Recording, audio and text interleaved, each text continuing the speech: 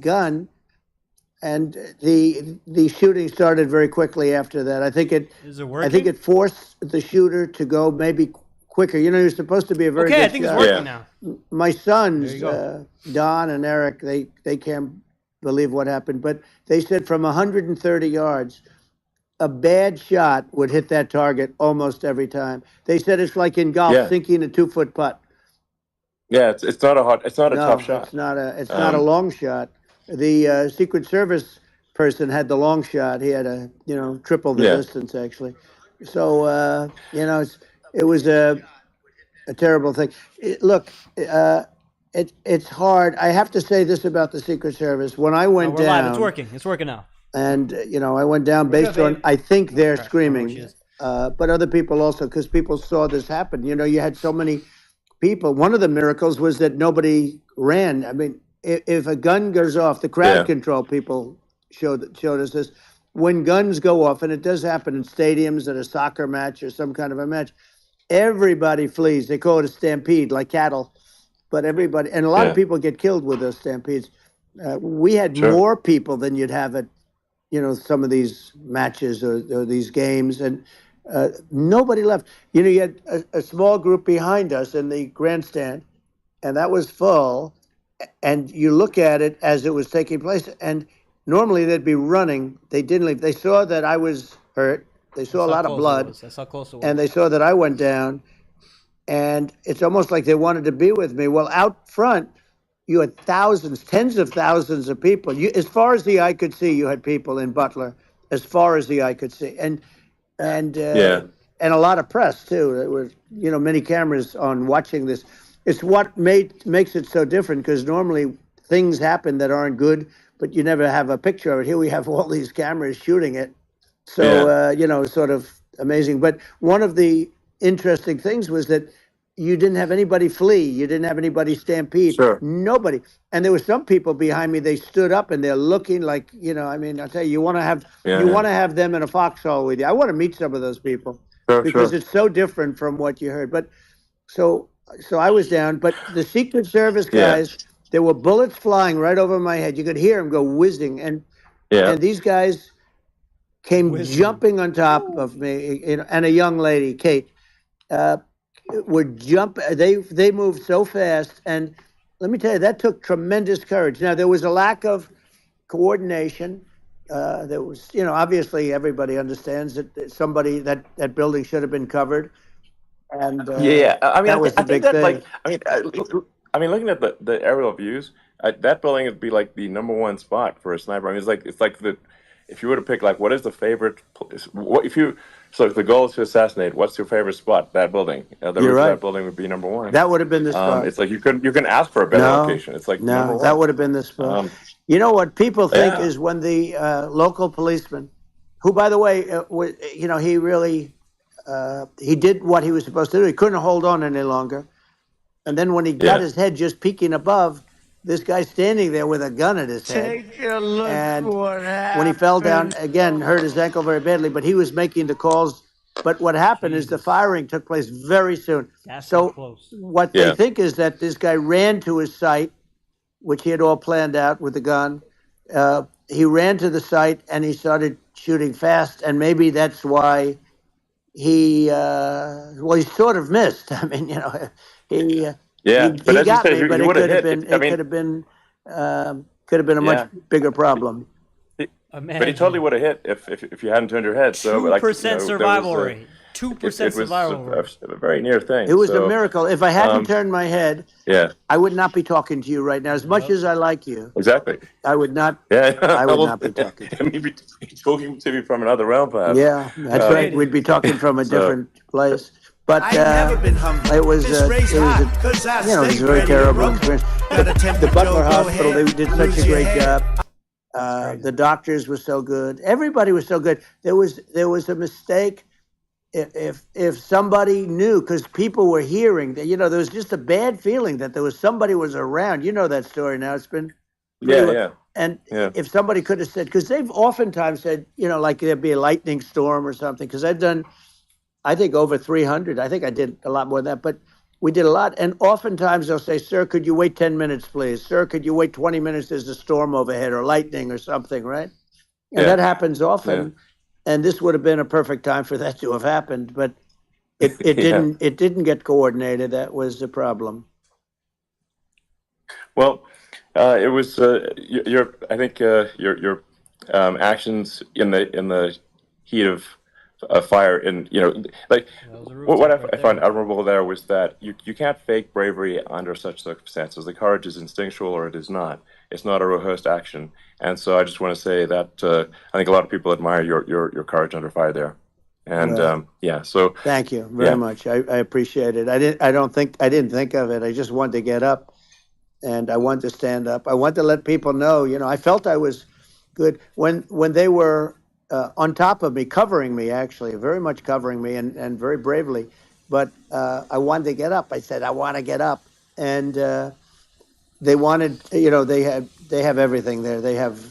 They wanted stretcher. I didn't like the stretcher, and I knew I was hit in the ear, but I knew I wasn't hit anywhere else. They felt I was hit someplace else because it was such a lot of blood, and they were sure that I was hit someplace else. And they were saying, "Sir, you were hit in more than the ear." I said, "Nope, I was hit in the ear. I want to get up. Let me get up." And so I got up, and the crowd didn't know what to think. I mean, this was so many people, and you could see they were confused. They didn't know what to think.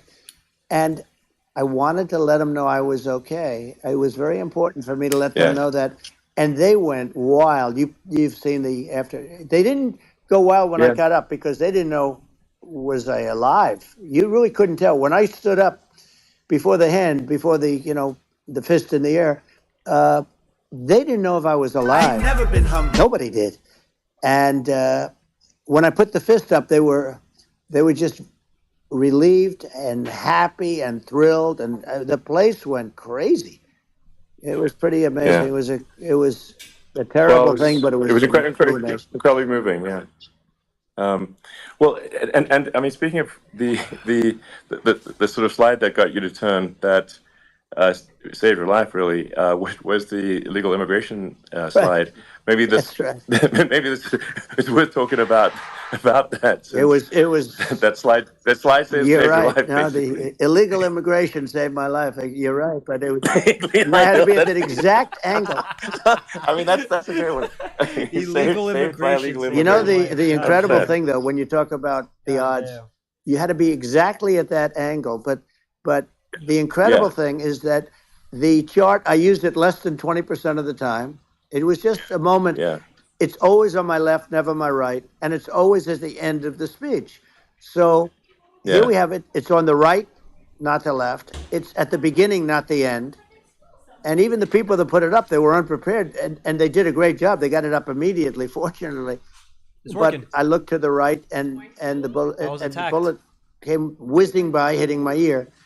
So it was amazing. But when you think of the odds of that, and that normally you wouldn't use it. Normally I wouldn't have the thing, and then it would have been a very different story. It's very much. I'm listening to it. I say an act of God. It's a miracle that it happened, and I'm honored by it. I'm honored by it. Well, what were you about to say about illegal immigration before you were rudely interrupted? Well, I was going to say how good the numbers were. By the way, we're going back to Butler, and we're going to go back in October. We're all set up, and the people are fantastic in Butler. It's a great area. These are incredible people. Like the three that, in the case of Corey, killed, and the other two, the families I got to know them a little bit, and the families are great. But we're going back to Butler, and I think I'll probably start by saying, as I was saying, prior to being so horribly interrupted. But so rudely interrupted by an assassination attempt. But the chart. Some people have no manners. Elon, the chart was just a chart that, in my last week, we had the best illegal immigration numbers, meaning stopping. It was at the lowest. You've seen the chart. It's become quite a famous chart. But that was the lowest point ever recorded. It was a really, I was very proud of those numbers. And then you see what happened with these people, Kamala and Joe. You see what happened they just let it go. I had remain in Mexico policies. I had all these different policies that was so good. Guys like Tom Holman and Brandon Judd from Border Patrol. These are all people that they've been on television. They said it's the best numbers we've ever had. We had so many different checks, catch and release in Mexico, not the United. We had catch and release in the United States. We had it in Mexico. We had so many things. We had things where many people come in there, they have contagious diseases. We had everything passed. If you have a contagious disease, I'm sorry, but we cannot allow you into the country. So we were setting literally records, and all I was doing is showing that, and I use it sometimes. Sure. And in this case, I'm glad I used it. I can tell you that. But they were fantastic numbers. But I'm going to sleep with that chart always. I'll be sleeping with that chart. That chart was very important for a lot of reasons. Well, I mean, would it be accurate to say that you're supportive of legal immigration, but we obviously need to shut down illegal immigration, and especially unvetted illegal immigration, because and that's not the same as saying that everyone who's an illegal immigrant is bad. In fact, I think most people who are illegal immigrants are actually good, but you can't tell the difference unless there's a solid vetting of who comes across the border. There you go. Does that accurately 100%. represent your position? I say it very simply. They have to come in legally. They have to be checked. Yeah. Because look, Kamala was the border czar. Now she's denying it. Everything that I do, she's saying she was strong on the border. We're going to be strong. Well, and that's where she most doesn't people have get to it say wrong. She could close it up right now. They could do things right now. It's horrible. No tax on tips, and all of a sudden she's making a speech and there will be no tax on tips. I said that months ago. Yep. And by the way, they had just the opposite. They had not only tax on tips, but they hired 88,000 IRS agents, and many of them were assigned to go get waitresses and caddies and all of this on tips. They have a policy. They had a policy that they were really going to go after you, and were really harassing people horribly. And then all of a sudden, for politics, she says, she comes out with what I said, which I think is terrible. And I think it's also hitting them very hard. These people are fake. Now they're also saying they did a good job on the border. We had the worst numbers in the history of the world, not of our country. There's never been a country in history that has had a catastrophe like this. We've had, I believe, and I think you believe this too, you hear 12 million, 13. I believe it's over 20 million people came into our country, many coming from jails, from prisons, from mental institutions, or a bigger version of that is insane asylums, and many are terrorists. And I'll tell you what, they're coming not just from South America, they're coming from Africa, they're coming from all over the world. They're coming from Asia, they're coming from the Middle East, they're coming from countries that are stupidly and horribly bombing Israel October 7th. They're coming from all over the world. And you look at, it's so sad, October 7th, because it should have never happened. Yeah. It's so sad when you look at Ukraine. It should have never happened. We have a defective government. These are defective people, and they're not people that should be running it. But where you see it the best is the border, because you have millions of people coming in a month, and then she gets up and she tries to pretend like she's going to do something. She had 3.5 years. And by the way, they have another 5 months that they can do something, but they won't do anything. It's all talk. She's incompetent and he's incompetent. And frankly, I think that she's more incompetent than he is. And that's saying something, because he's not too good. Yeah. No, I think it is essential to have a secure border. I mean, you're really not a country unless you have a secure border. And secure elections, too. Yeah, absolutely, secure elections, and so it's just essential to have a real border, or we can't function as a country, and our service, our essential services are being overwhelmed in a lot of cities, as we were talking about earlier, I think having a legal immigration process that is smooth and efficient and done well, and I, speaking as someone who is a legal immigrant, I think like one way to think of it is, who do you want on your team? Who do you want on Team America? And I think we want to just say, okay, we want to let in people who are gonna, be great contributors to our society and to our economy, Right. and and who do you want on the team? And it's not to say that, like in my opinion, actually, I'd say like probably most of the illegal immigrants actually are actually good, hardworking people. That's my opinion. But some are not, and you just have this sort of adverse selection process where, if somebody's, Tax on tips. if Tax on somebody's like tips.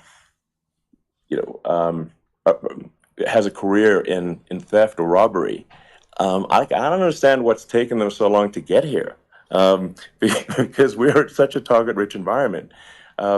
I mean, why aren't more people who have a career in, bad things coming here sooner? Because it's a piece of cake to go rob, houses in LA or New York, compared to other parts of the world. And in a lot of places in America, if you try to stop the person who's robbing you, you'll be arrested. Yeah. Yeah. So it's insane. It's right. I mean, what's happening with crime, and our police are so good, but they're not allowed to do their job. But I have to tell you, Elon, I They're hate not. to say it because it's such a downer to say it. I hate to say it.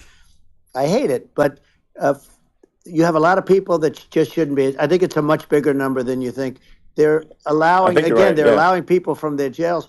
And if you were running one of these countries where they're coming from, you would have had all of them. As an example, Venezuela, their crime is down 72%. They're taking their drug dealers. They're taking, frankly, their prisoners. They're emptying out their prisons.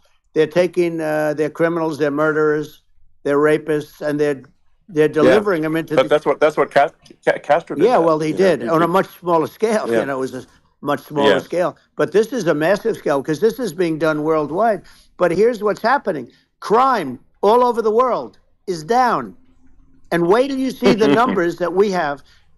This is migrant crime. This is crime that's going to be. Yeah. And I saw it today in New York where somebody was knifed with raped the girlfriend of a man that stood there watching in New York in one of the shelters and started Sure. pulling out the knives, and bad things happen today. But this is happening every day. These are rough people. These are people that are in jail for Yeah. murder and all sorts of things. And they're releasing them into our country. And they're telling them, if you come back, we're going to kill you. We're going to give you the death penalty or kill you. So they don't want to come back. But these are rough people. Yeah. These are criminals that make our criminals look like nice people. And it's horrible what they're doing. And she's in charge of it because, now she's trying to say she Sure. had nothing to do with it.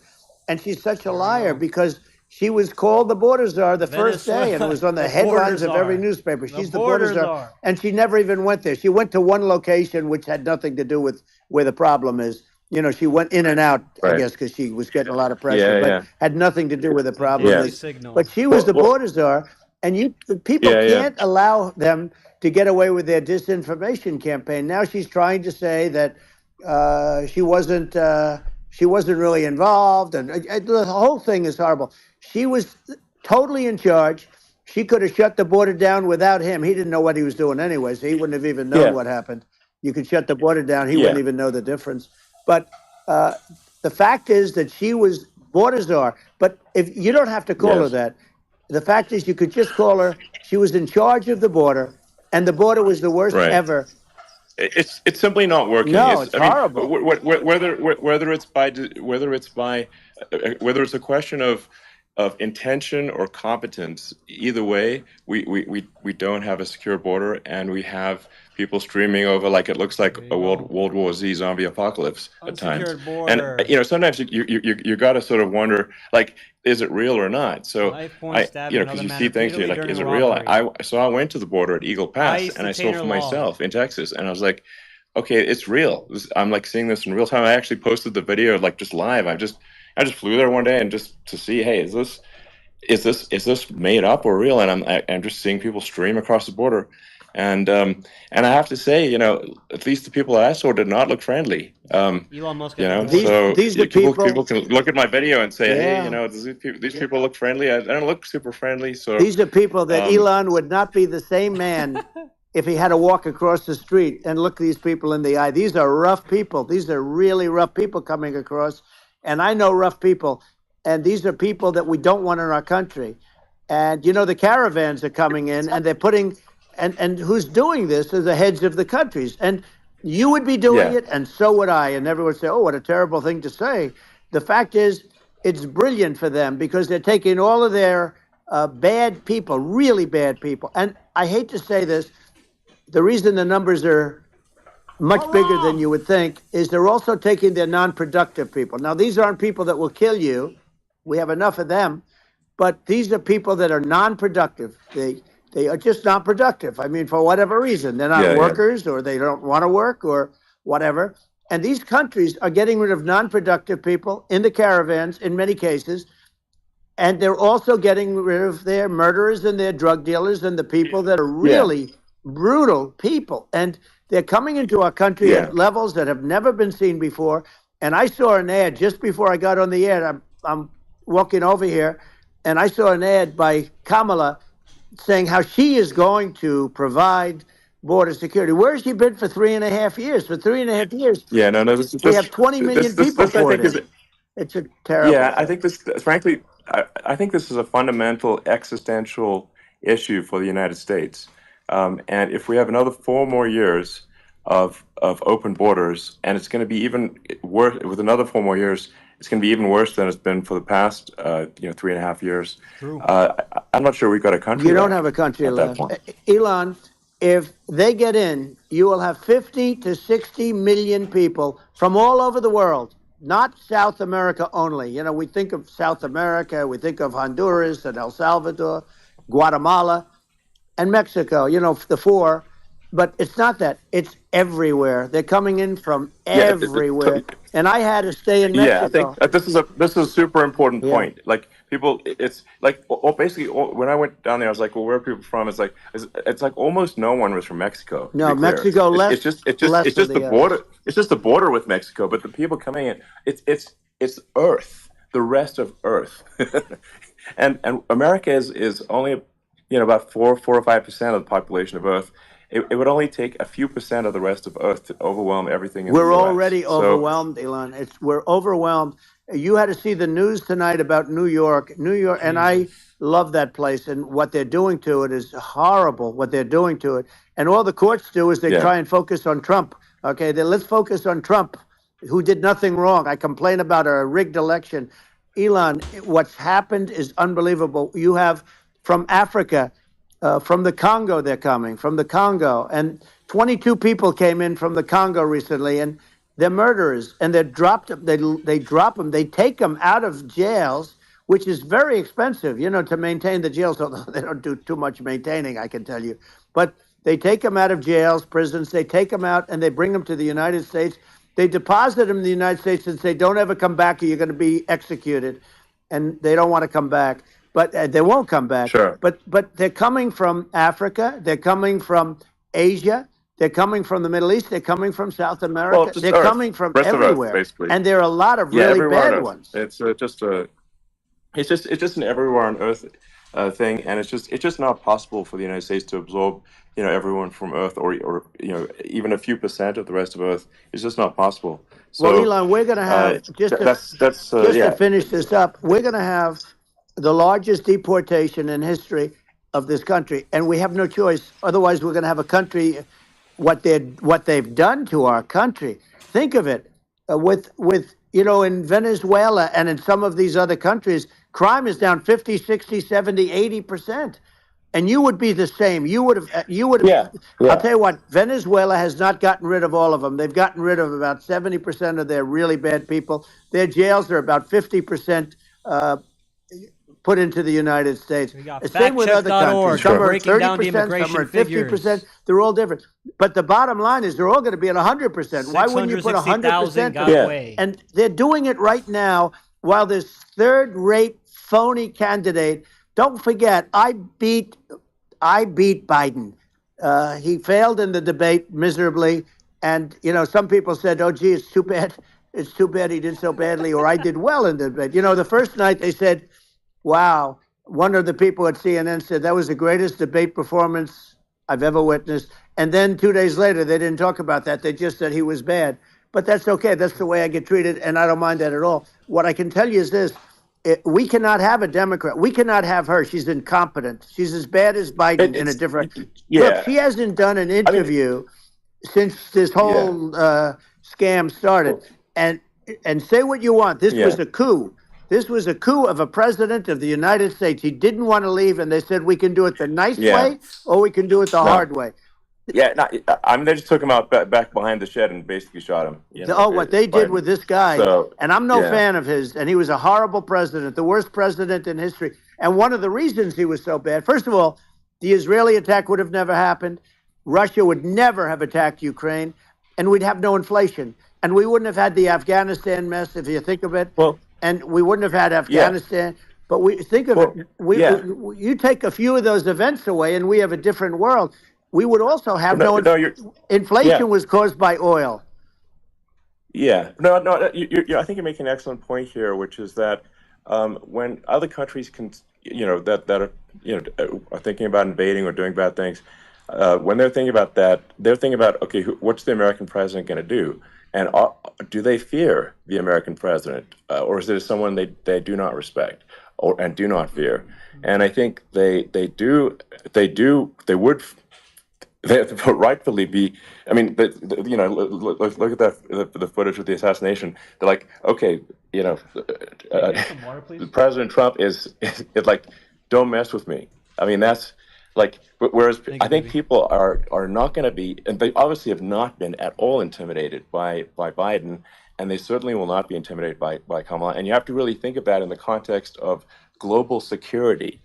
That if the American president is someone that, like, evil dictators are scared of, that makes a huge difference to the security of the world. So I had a good relationship with Putin, despite the Russia hoax that lasted for over 2 years. Just a hoax created by Hillary Clinton and Adam Schiff, some just bad people, just sick people, frankly. I mean, Schiff is a sick person. He's going to end up probably being a senator.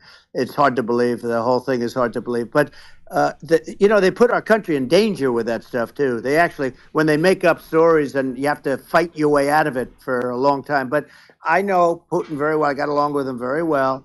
He respected me, and it's just one of those things. And we would talk a lot about Ukraine. It was the apple of his eye. But I said, don't ever do it. Don't ever do it. I shut down Nord Stream 2. That was the big oil pipeline, the biggest pipeline in the world going all over Europe. I shut it down. Biden came, and then they say, I loved Russia. I was a friend of Putin, and I loved Russia. No. He actually said to me one time, he said, if you're my friend, I'd hate to see you as an enemy. I shut down his pipeline, the biggest pipeline. They were looking at that to fund.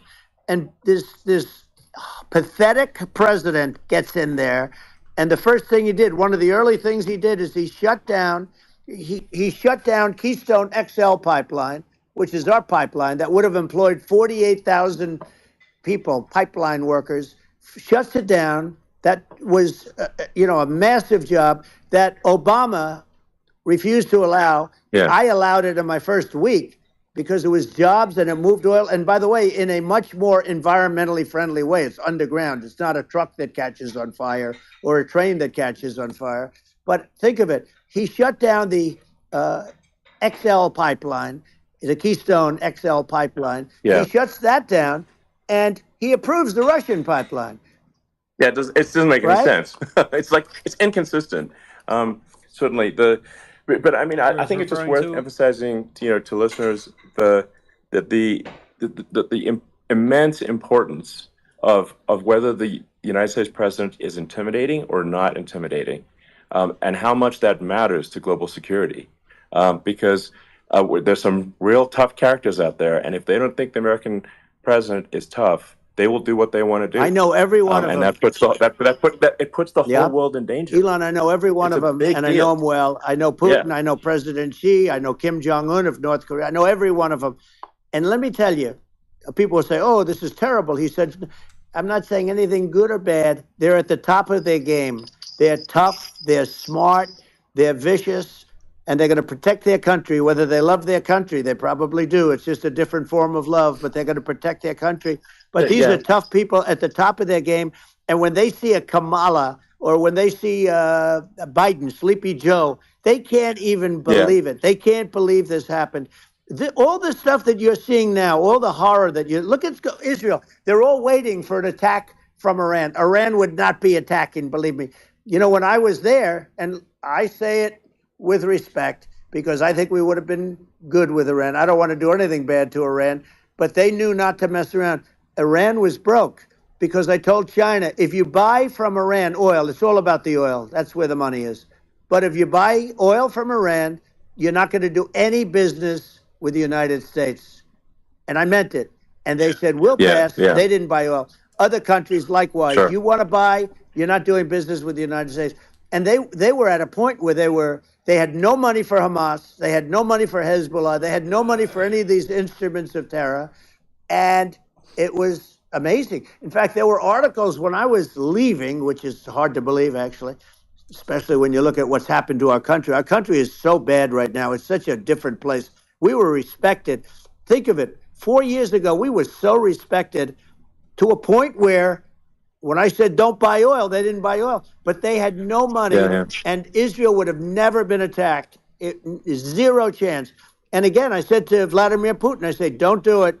You can't do it, Vladimir. You do it, it's going to be a bad day. You cannot do it. And I told him things that what I do, and he said, no way. And I said, way. And you know, it's the last time we ever had the conversation.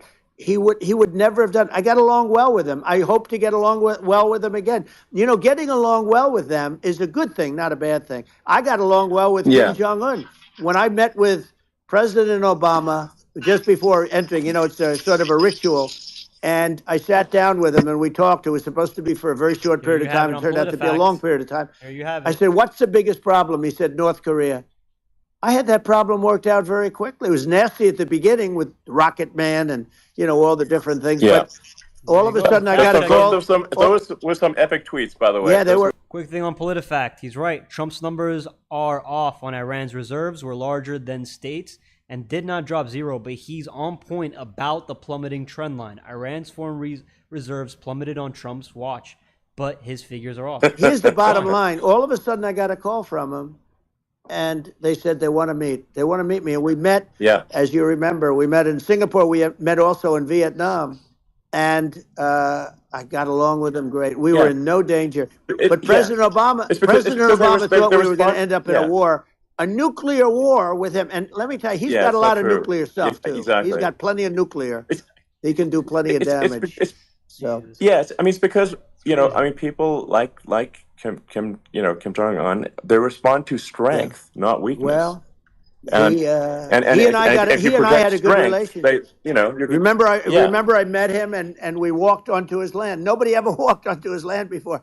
I walked onto. I wouldn't say. Let's bring up cool. Secret Service again. I wouldn't say they were thrilled when I did that. I walked onto his land, and it was an amazing period. But we were not in danger with him because of me. You know, I always say that we have enemies on the outside and we have enemies on the inside. We have some really bad people in our government and people that are, and controlling of the people. I mean, I'd mention names, but I really don't want to give them the credit. But we have some really bad, and I say they're more dangerous than Russia and China. If you have a smart president, a president that gets it, we are not in danger from those countries because they need us and they need our help. I mean, we forced Obama, if you think about it, Obama and Biden, and Bush to a certain extent, in all fairness, forced Russia and China together. And if you're a history student, the first thing you learn is you cannot let Russia and China align. But then they also got, if you take a look, Iran, and they have North Korea. That's, you know, they call it the axis of evil. In the old days, you had the axis of evil. Here we have a modern day axis of evil. These are powerful countries, very heavy nuclear, which is the biggest threat. Yeah. You know, the biggest threat is not global warming, where the ocean's going to rise 1/8 of an inch over the next 400 years. And you'll have more oceanfront property, right? The biggest threat is not that. The biggest threat is nuclear warming, because we have 5 countries. What's this? Banana bread with the blueberries. Oh, thank you, baby. We have to not allow anything to happen with stupid people like Biden. You know, Biden did something with Russia There was no chance of him ever going in. And when I left, and then after I left, they started forming big armies on the border with Ukraine, right? And I looked at that, and I thought he was doing that because Putin's a good negotiator. I thought he was doing that to negotiate. But then Biden started saying such stupid things. For instance, he said that it can be a NATO country. Now, Russia, for as long as there's been NATO, has said we're never going to agree to that. And we go right up front and say that. And we did things and said things through this president with a low IQ, very low IQ. He had a low IQ 30 years ago, by the way, but now he might not even have a IQ at all. There's nothing on the board that goes this low. He said things that were so stupid that war had zero chance of happening if I were there. Zero chance. He was saying everything the opposite. Everything the opposite. And it's so sad because many more people have been killed in Ukraine than you read about. You don't read about how bloody it is and how disaster. Sure. Hey, look, just in the two armies, you lost 500,000 people. And Ukraine's having a hard time. Ukraine, I don't know if you saw the article recently, and it's true. You don't hear the true story. But if you think about it, Russia's gone, Russia defeated Germany with us, and they defeated Napoleon. They've been around a long time. They're a big fighting force. Yeah. And it's very unfair. And Ukraine now doesn't have enough men. They're now using young men and very old men to fight. And we're in a very bad position. And I'm not going to blame exclusively, but I can tell you I could have stopped that. And a smart president could have stopped that. It wouldn't have happened.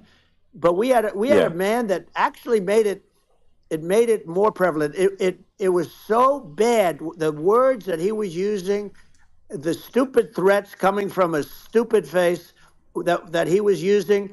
I said, this guy's going to cause us a war. He's going to cause us. And let me tell you, it can lead to World War III. That can lead to World War III. And he wasn't wrong. Trump was not wrong. That could end up in a World War III right now for no reason whatsoever.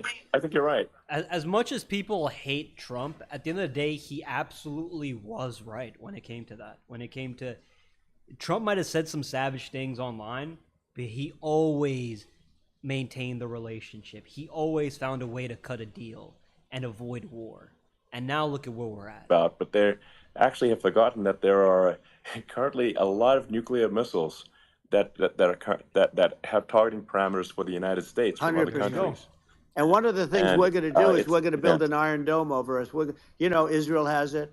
We're going to have the best Iron Dome in the world. We need it, and we're going to make it all in the United States. But we're going to have protection, because it just takes one maniac to start something. We're going to have protection, and the Iron Dome over the U.S. falls a little flat when he didn't really finish building that wall, right? Exactly.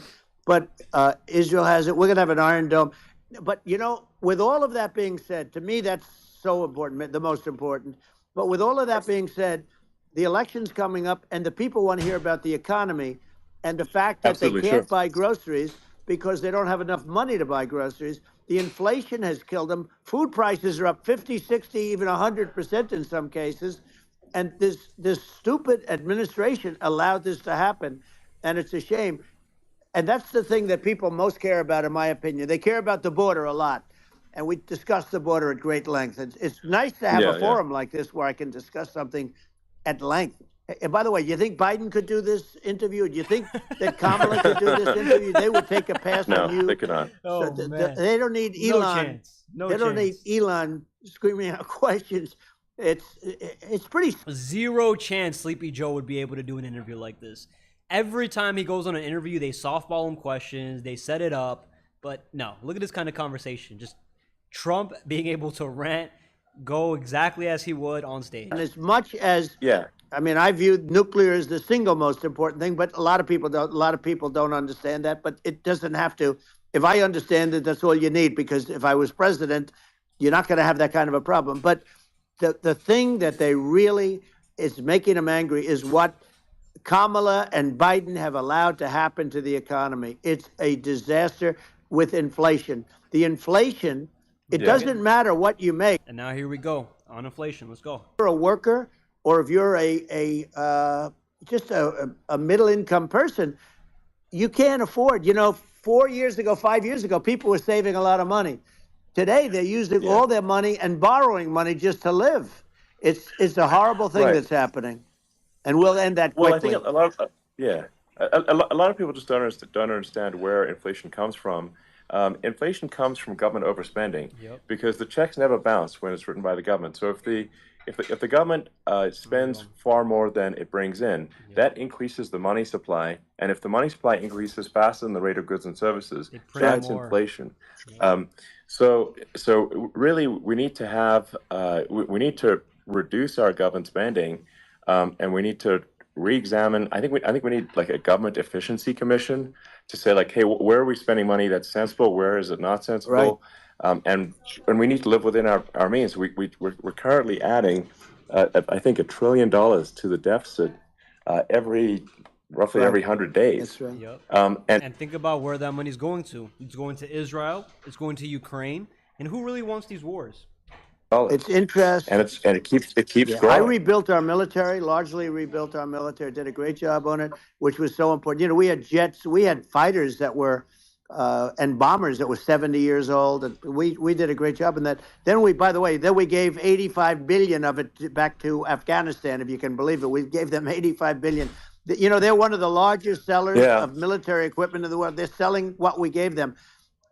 That was one of the most embarrassing days in the history of our country.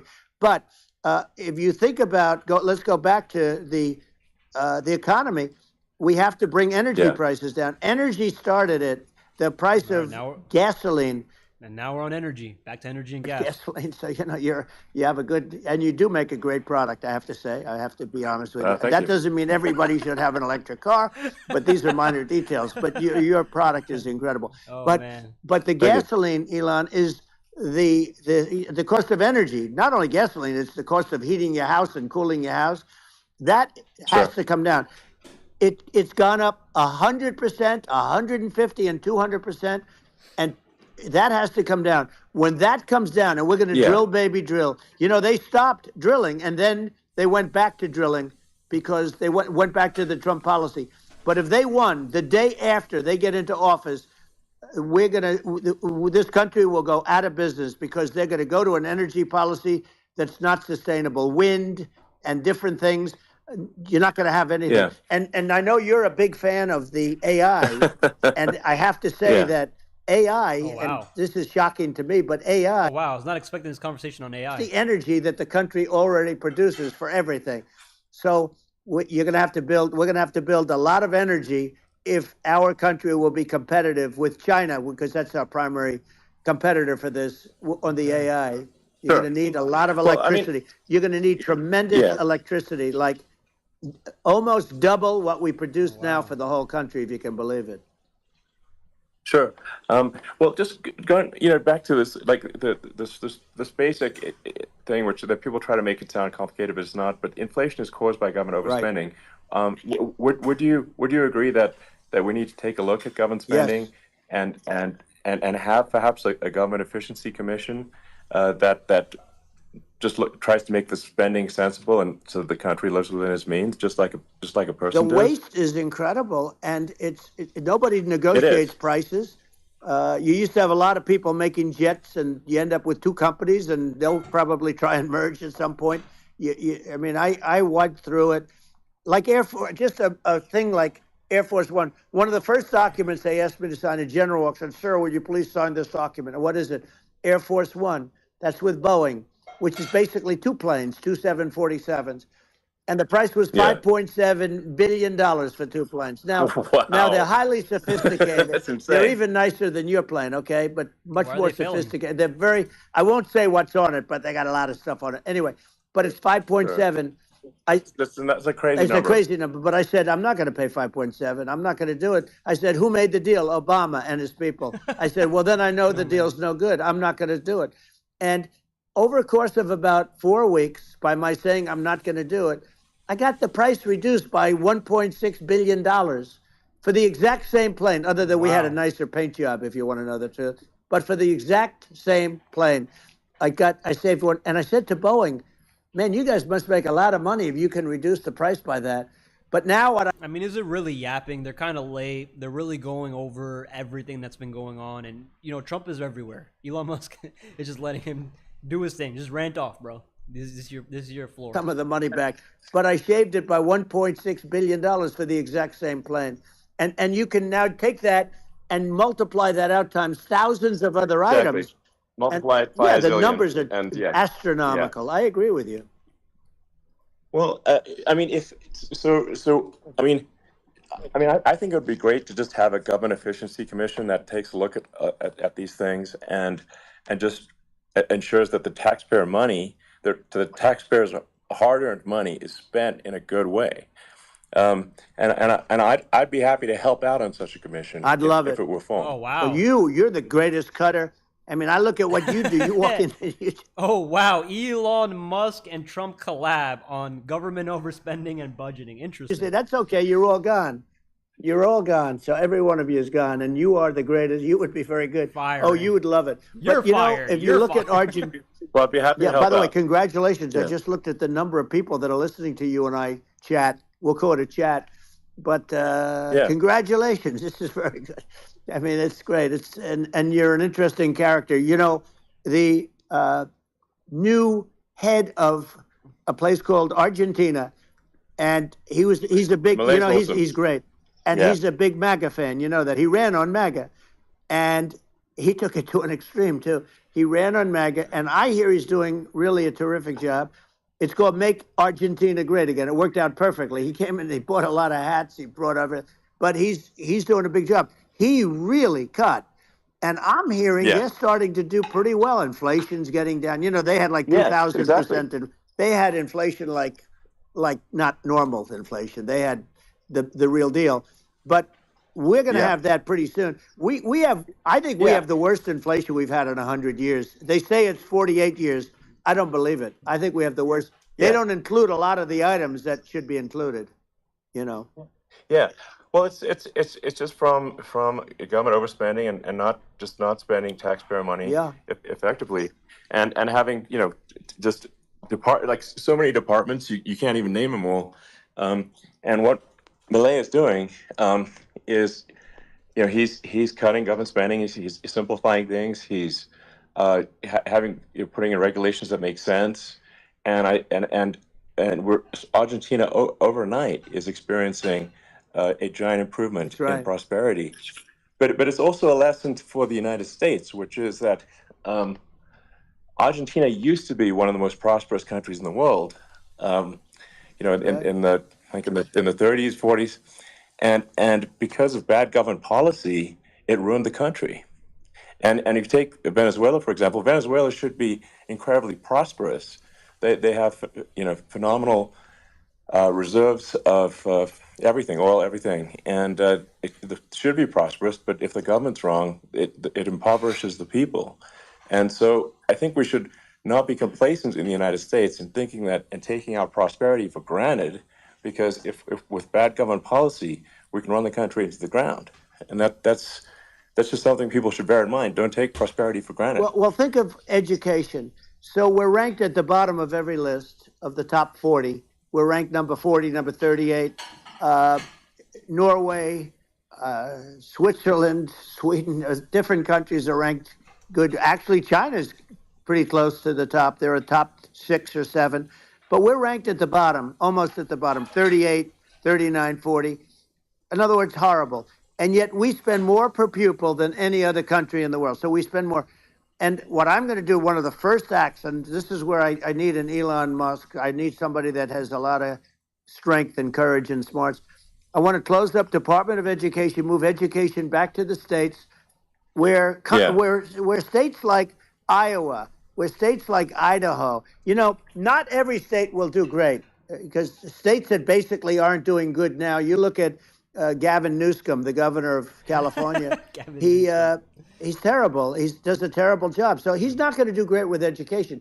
But I mean, who really wants to live in California anymore, right? I would bet that 35 would do great, and 15 of them, or 20 of them, will be as good as Norway. Norway is considered great. You can name them. I mean, they're so good. Some of these countries are so good. but if you go into some of these really well-run states, we have states that don't know what debt is. We have states that have low taxes, no debt, everybody working. They're really well run, Sure. and maybe they have certain advantages in terms of location, in terms of the land or the sun, and the water and the whole thing. There are a lot of advantages that some people have. But if you moved education back to the 50, you'll have some that won't do well, but they'll actually be forced to do better because it'll be a pretty bad situation. Yeah, But if you think about it, yeah, you'll have some of yeah. these states. I'll bet you'd have 30, 35 states. It'll be much better. And you know what it'll cost? Less than Yeah. half what it is in Washington. And Yeah. these people don't care about the yeah. students in these, faraway states. And it'd be unbelievable. Yeah. I think you're making a good point in that if the states have to if each state has to compete against other states, then people will naturally That's move to states where it's better. Well, like California, as we said, it's a badly run state. I could go through. I got so many friends that are in those states, even if they're Democrats. I hate to mention certain states, but Illinois is badly run with Pritzker. He's a real loser. But some of these places are just badly run. But it's almost going to force them to run better, and they won't do good initially. But you're not going to do worse than you're doing right now. And I would say that the cost, you would cut your cost by 50 or 60%. And you'd have a little monitor. You want to make sure they're teaching English as an example. Give us a little English, right? Sure. Right? Yeah. No, but I mean, too much. I mean, some of these governors are doing so badly. I mean, they got so many people moving out of their state. They should get U-Haul Salesman of the Year award because they're driving so much U-Haul. It's actually amazing. It's just people moving out. Isn't it amazing to you as a businessman that they can even survive? Like Illinois, so many people are leaving, and you wonder, how do they survive? I mean, how do they survive? I saw where you left California and you moved to Texas. Texas does a great job. But, I mean, I just wonder, how do these states survive when big businesses, a big oil company just left California, as you know, and they moved to Texas. How do these big states survive when they lose so many businesses and their taxes are already really high? Their taxes are among the highest taxes. You almost wonder, how do they continue on? And in many cases, the governors don't do a good job in their crime-ridden places. You wonder, how do they continue to just go on? It's not a good situation.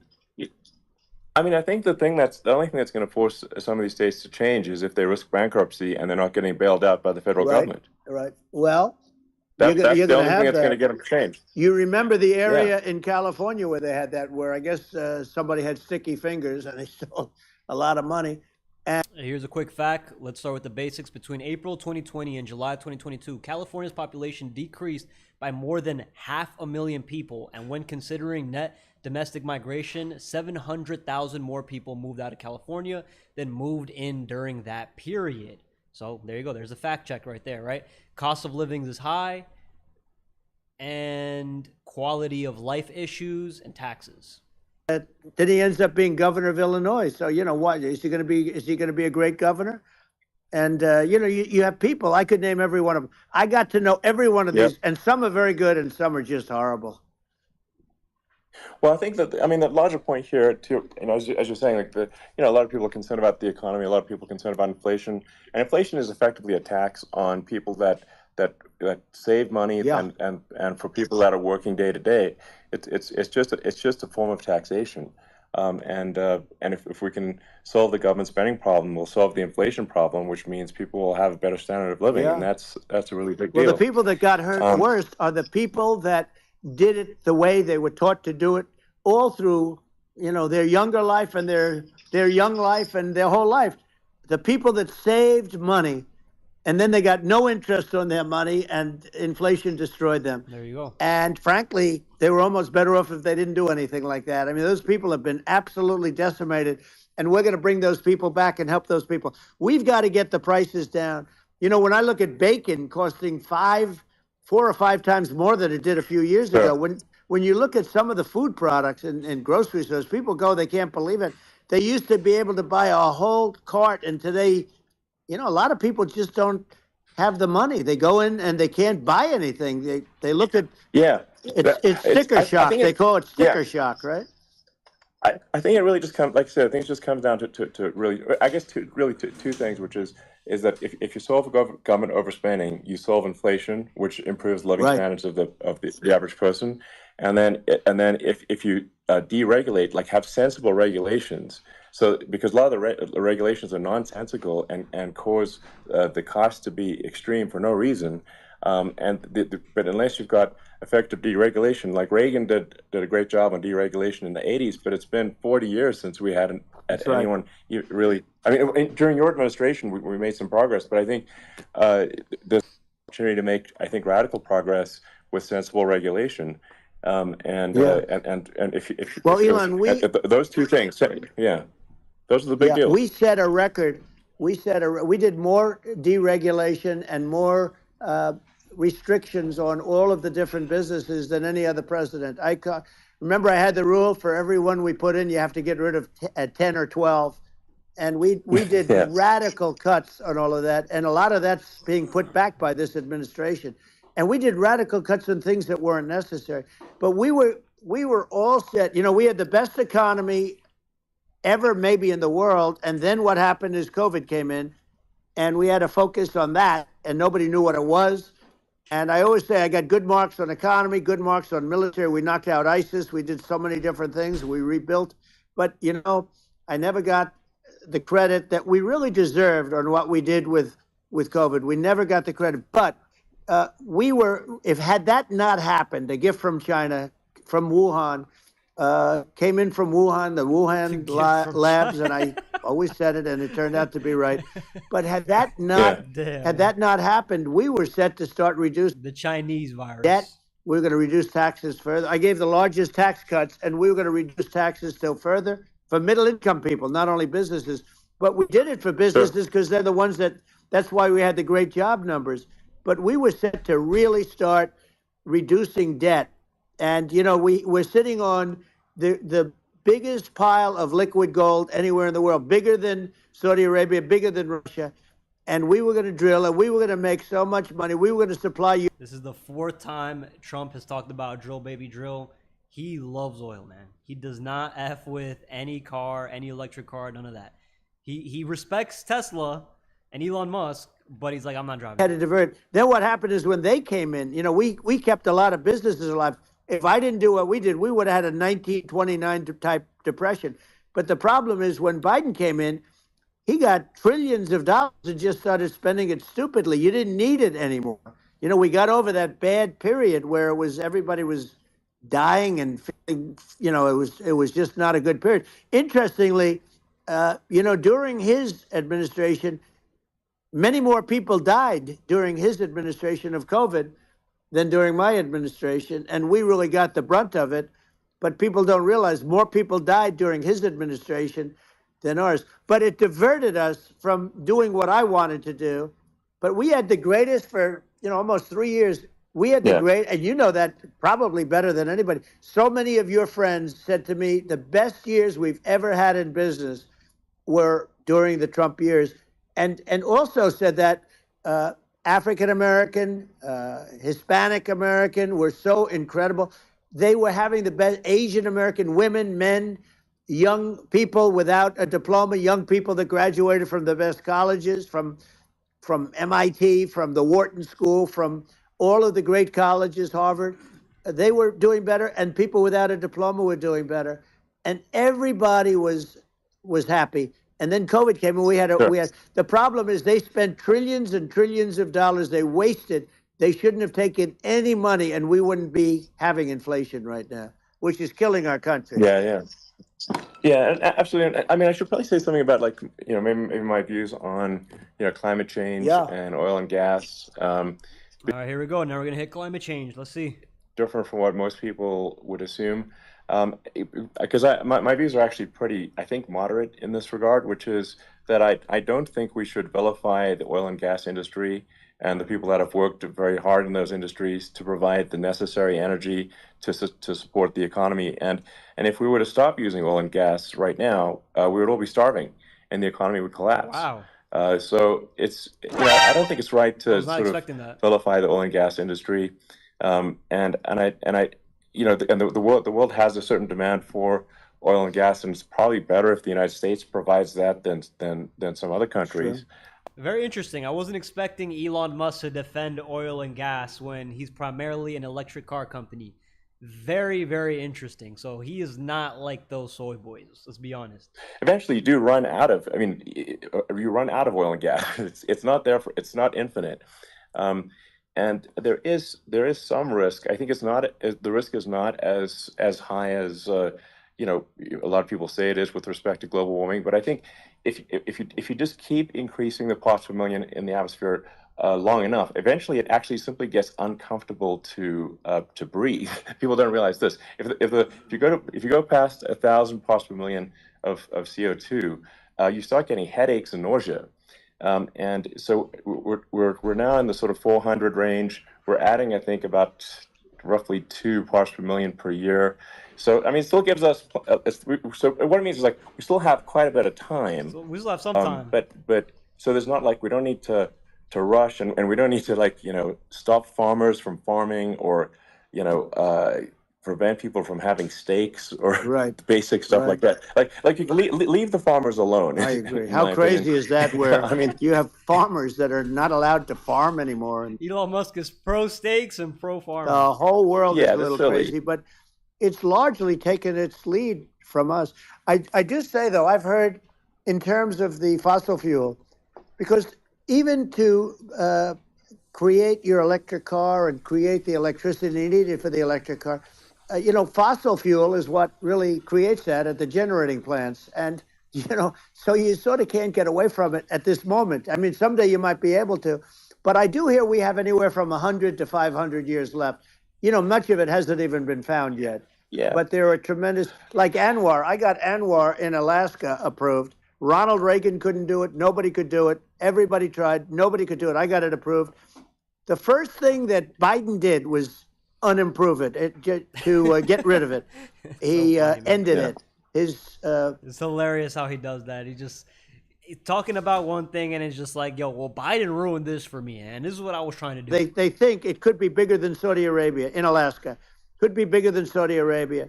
But they went in and they terminated it. And I'll get it going very quickly, because not only is it big for Alaska, I mean, you talk about economic development, that for the United States, I mean, that is, they say bigger than Saudi Arabia or the same size, and pure, really good stuff.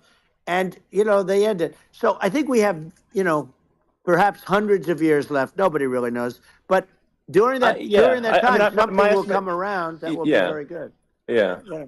Well, I mean, and my estimate would be, a little more aggressive than that. But it's not the sort of like we're all going to die in 5 years stuff. That's obviously BS.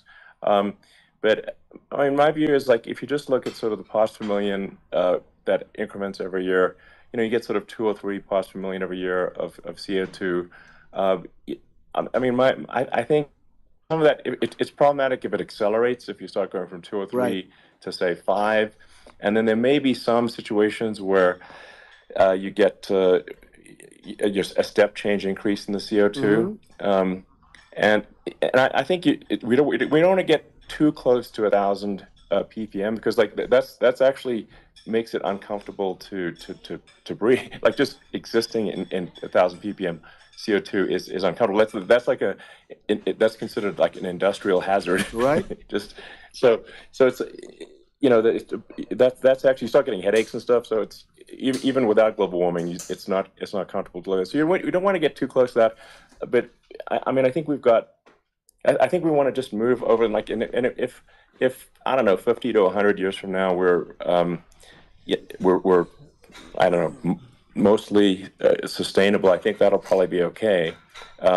So it's not like the house is on fire immediately, but I think it is something we need to move towards. And on balance, it's probably better to move there faster than slower. But like I said, without vilifying the oil and gas industry, and without causing hardship in the short term, I think this can be done without, but people can still have a stake, and they can still drive gasoline cars, and it's okay. It's like, it's not. I don't think we should vilify people for it, but I think we should just generally lean in the direction of sustainability. I actually think solar is going to be a majority of Earth's energy generation in the future, Solar and it's certainly energy? trending that way. Now we're going to solar energy? What? So because obviously the sun doesn't shine at night, and then you use that to charge the electric cars, and you have a long-term sustainable solution.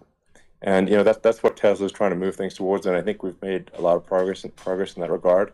But when you look at our cars, we don't believe that environmentalism, that caring about the environment should mean that you have to suffer. So we make sure that our cars are beautiful, that they drive well, that they're fast, they're sexy. I mean, they're cool. In fact, literally, I mean, the sexy joke, Model S, Sexy. Model 3, Model X and Y spells out sexy. It's probably the most S3XY. expensive joke out there. There you go. But I don't know, I like cheesy humor, so, but I'm a big fan of, like, let's have an inspiring future, and let's work towards, a better future, and we do. Shout out, Vac. Thank you so much for that comment, brother. Appreciate it. It's very interesting. You use the word global warming, and today they use the word climate change because, you have some places that go up and stuff. So they were getting themselves in a little trouble with the word global warming, because not every place is warming. Some places are going the opposite direction. But, I'm sort of waiting for you to come up with solar panels on the roofs of your cars and on the trunks of the cars. And it just seems like something that at some point you will come up with. I'm sure you'll be the first. But it would seem that a solar panel on the roofs, on flat surfaces, on certain surfaces might be good. Yeah. At least in certain areas of the country where you have the world, Sure, where you have the sun. But I would think, and I have no idea because that's not my world, but I would think that this would be something that would be interesting. But oh, come on. We know it's super expensive. We know the maintenance cost is going to be wild high. It's not worth having. But not for the average person. Maybe in some places, sure. Like China, where there's lots of land. What Elon Musk was saying years ago, I could agree to that. But I'm not trying to have no solar panels on my roof, man. F that. clear, and probably some others are getting there, and that's very dangerous. That's where you need a strong American president, because you don't want to have this proliferation. But you have 5 countries and getting more. China is much less than us right now, but they're going to catch us sooner than people think. They're way lower. Russia and us are number 1, and I mean, we're sort of tied. And China is far behind, but they're developing at a level that, you're not surprised to hear, very fast. They'll end up catching up, maybe even surpassing. But to me, the biggest problem is not climate change. It's not, and everything's, a problem, but it's degrees. To me, the big problem is the nuclear power. The power of nuclear is so great. And when I talk about I'll prevent World War III, I will. But the truth is that you have to, because this is no longer army tanks going back and forth and shooting at each other. This is a level of destruction and power that nobody's ever seen before. Yeah, and actually, there's the bad side of nuclear, which is a nuclear war, very bad side. But there's also, I think, nuclear electricity generation is underrated. You're right. And it's actually, people have this fear of nuclear electricity generation, but it's actually one of the safest forms of electricity generation. It's just a huge misunderstanding. And if you look at the injuries and deaths, caused by, say, I mean, I'm not going to try to pick on coal mining, but just any kind of mining operation. Right. And there's a certain number of injuries and deaths per year. And you compare that to nuclear. Nuclear is actually way better. So it's underrated as an electricity source, and I think it's something that's worth reconsidering. But there's so much regulation that people can't get it done. So that, maybe they'll have to change the name. The name is it's a rough name. There are some areas like when you see what happened in bad branding. Right, we'll have to rebrand it. We'll have to give it a good name. We'll name it after you or something. No, it has a branding problem. When you see what happened, it does have a branding problem. When you see what happened in Japan, where they say you won't be able to go on the land for about 3,000 years. Did you ever see that? And in Russia, where they had the problem, where they, there's a lot of bad things happened, and they have a problem. And they say that in 2,000 years, people will start to occupy the land again. you realize it's pretty bad. No, But that's not true. but you're Well, right no, about it. It's amazing. it's actually not that bad. So like after Fukushima happened in Japan, like people were asking me in California, are we worried about like a nuclear cloud There's coming from energy Japan? I'm like, all no, around that's us. crazy. Agreed. It's not even dangerous in Fukushima. I actually flew there and ate locally grown vegetables on TV to prove it. And I donated a solar water treatment, a solar powered system for a water treatment plant. And Yeah, but you haven't because the been danger feeling is so just well lately, and I'm worried about it. no, but I mean I'm it's just only kidding. it's I'm fine, It's like Hiroshima and Nagasaki were bombed, but now they're like full cities again. So right. it's Well, that's clearly great. not That's something great. that That's um great. so it's not as scary as people think, basically. But Yeah. let's see. I mean, are there some other topics we should touch on? Like lawfare. I think Well, we need to be concerned about. what they've done to this country. Obviously, Yeah. yeah. Well, we just won the big I mean, case in Florida. This was a Biden administration did something that's never been done in this country, and that's go after their political opponent, me, with this nonsense and just nonsense. And the big case in Florida we won, but they always pick a judge and a jury, and they use local DAs, they use the local attorney generals, like Fani, Fani, spelled Fani, Fani. And it's all a big hoax, and it's all run from there. Like in Manhattan, one of the top people from the Justice Department went in, ran Manhattan, ran the state. The Letitia James deal was run by a person from the Department of Justice, Biden. They've never done this before, and they set up a very bad precedent. It's called lawfare, warfare. It's a terrible thing, and never happened in our country. It does happen in banana republics and third world countries, but it's never happened. And the incredible thing is it actually drove my numbers up because people see, fortunately I have a platform like you, or, in all fairness, like a conversation like this, where I can talk about it and people understand. I mean, you fight for election integrity and you end up getting indicted because you're fighting for election integrity. And when the day comes that you can't fight for election integrity, you don't have a country anymore. So what happens is they went after their political opponent, me. Now Biden's, close to vegetable stage, in my opinion. Okay, I looked at him today on the beach, and I said, why would anybody allow him? The guy could barely walk. Why would anybody allow him? Does he have a political advisor that thinks this looks good? He thinks this looks good because it looks so bad, and it's ridiculous. I mean, and he's been doing that for a long time. He can't lift the chair. The chair weighs about 3 ounces. It's meant for children and old people to lift, and he can't lift it. The whole thing is crazy. Well, he's clearly. He's clearly like we just don't have a president. Right you now. don't That's have a just obviously president, the and case. she's going to be worse than him because she is a San Francisco liberal who destroyed San Francisco, and then as Attorney General, she destroyed California.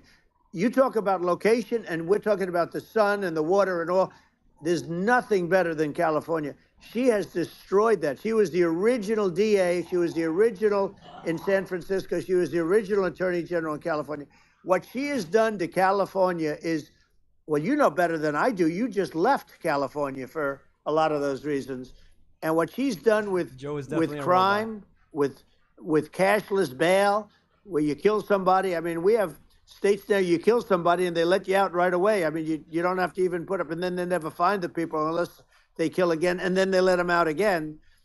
Our country is becoming a very dangerous place, and she is a radical left San Francisco liberal, and now she's trying to protect. Now she's looking like she wants to be more Trump than Trump, if that's possible. I don't think it's possible, but she wants to be more Trump than Trump. Yeah. I want a wall. I think that's. She wants to release all the prisoners that are in detention, and some of these guys are really bad. Right. That just came out today. She doesn't want to build the wall, even though the walls work. Walls and wheels. In your business, everything you do is obsolete. Almost, well, not the tunnels, but everything is obsolete. Even your rocket ships. They're like a month later, they're obsolete. You find a better way to. The only thing. Slight jab from Donald Trump and Elon Musk. Not the tunnels, but everything else you do is great. But those tunnels are dumb as hell. And that's why we had such good numbers. I was going to add 200 miles We bought it. We could have flipped it up in 3 weeks, and they sold it for 5 cents on the dollar. That meant, I said, wow, that means that they actually do want to have open borders. She wants to have open borders, and now she's going like she's tough on the border. It's such a lie. Yeah, this is simply not Yeah, true. This is simply no, not and true. everybody Yeah, knows it's it's simply not not true. true. It's a disgrace that she can Yeah. say it. No, I mean, obviously, what's happening sort of overnight is they're rewriting history and making Kamala sound like a moderate when in fact she is far left, like far left. Worse than Bernie Um, Sanders. She is considered yeah, more liberal by far than Bernie Sanders. She's a radical left lunatic. And if she's going to be our president, Radical left very lunatic. quickly, you're not going to have Wow. a country anymore. And she'll go back to all of yeah, the things that she believes in. She believes in defunding the police. She believes in no fracking, zero. You no. Now all of a sudden she's saying, no, I really want to see fracking. If they got in, the day she got in, she'll end fracking. And by the way, if people didn't think that, the lunatics that really believe in that, they won't vote for her. You know, like the Palestinians and Israel. She is so anti-Israel, and she's bad for both. Biden actually did something that was impossible. Both sides hate him. You know, both sides. That was a hard yeah, thing to do. Unification. yeah. No. Netanyahu came to give a talk to a joint Senate and House sitting, and I was there, and Kamala stood him up. What does that say? I think it's highly That's disrespectful. And I say, if you're a Jewish person or if you believe in Israel, if you're a person that, is very pro-Israel, if you vote for her, it's worse than Biden. And Biden was bad. But if you vote for her, you ought to have your head examined. And you see tonight, I mean, as we're doing this, I'm seeing reports coming that they expect an attack tonight or tomorrow from hundreds and maybe thousands of rockets. Their And here we go. We're finally touching on Iran now. Anytime now. shield that they build, that can be swamped. We'll use the term that's appropriate, swamped. But they swamp it by shooting enough missiles. You know this better than anybody. By shooting enough missiles, they can't defend themselves. They just obliterate the whole place. And that's what some people think they're looking to do. And we have no leadership. There's no respect for the United States of America with these people. And I'm telling you, she'll be worse than him because she's a believer in being radical left, and he wasn't. I think you're right. I mean, it's important for the public that may be listening to this to look at Kamala's track record, before the last month, and say, is that a track record you agree with? And I think if you're an independent moderate, you definitely would not agree with it, because it is her behavior has been far left, and we're seeing just an overnight propaganda attempt to rewrite history and make it sound like Kamala's moderate when she in fact is not moderate. Well, her running mate approved, signed into legislation, tampons in boys' bathrooms. Okay, now that's all I have to hear. Tampons in boys' Oh my bathrooms. God. And that means she believes in that too. I mean, she picked this guy because he was the closest to her. A lot of people thought she'd pick sort of the opposite, but she picked an anti-Israel radical left person. But she is far worse, they say, than Bernie Sanders. If we have her as a president, if we have a Democrat at this moment as the president, I don't think our country can survive. I think it's a massive. I think we're in massive trouble, frankly, with the Kamala administration, and that's my honest opinion. And I think really it's essential that you win for the good of the country for this election. And I'm just stating my opinion. Now, you may have seen this, but I got a letter from the EU Commission, saying, to not have disinformation on during this discussion that we're having, and there's a lot of attempts to do censorship and to force censorship even on Americans. Oh wow, Elon Musk talking about being censored just for this stream, trying to censor the questions that he may ask. European Union very well. They take great advantage of the United States in trade, as you know. We, through a different forum, NATO, We protect them, and yet if you build a car in the United States, you can't sell it in Europe. You just can't sell it. It's impossible. The same thing with our farmers. Our farmers find it very difficult to do business. You know, we have a deficit with them of $250 billion, which people don't know. It sounds so nice, the European Union, but let me tell you, they're not as tough as China, but they're bad. And I let them know it. And that's probably why they notified you. No, they don't treat our country well. We defend them, you know, with Ukraine. So we're in for 250 billion, and they're in for about 71 billion, and they have the same size. It's if you add up the European nations that in terms of an economy, it's about the same size. When you say as us, and they're in, and they're in much greater risk. Quick thing here: you have the EU trying to essentially stop this interview from happening. I am writing to you in context of recent events in the United Kingdom and in relation to the planned broadcast on your platform X, a live conversation between a U.S. presidential candidate and yourself, which will also be accessible to users in the EU. I understand that you're currently doing a stress test on the platform. In this context, I am compelled to remind you of the due diligence and obligations set out in the Digital Service Act, as outlined in my previous letter. Near there. I mean, they were all sort of in that location. We're not.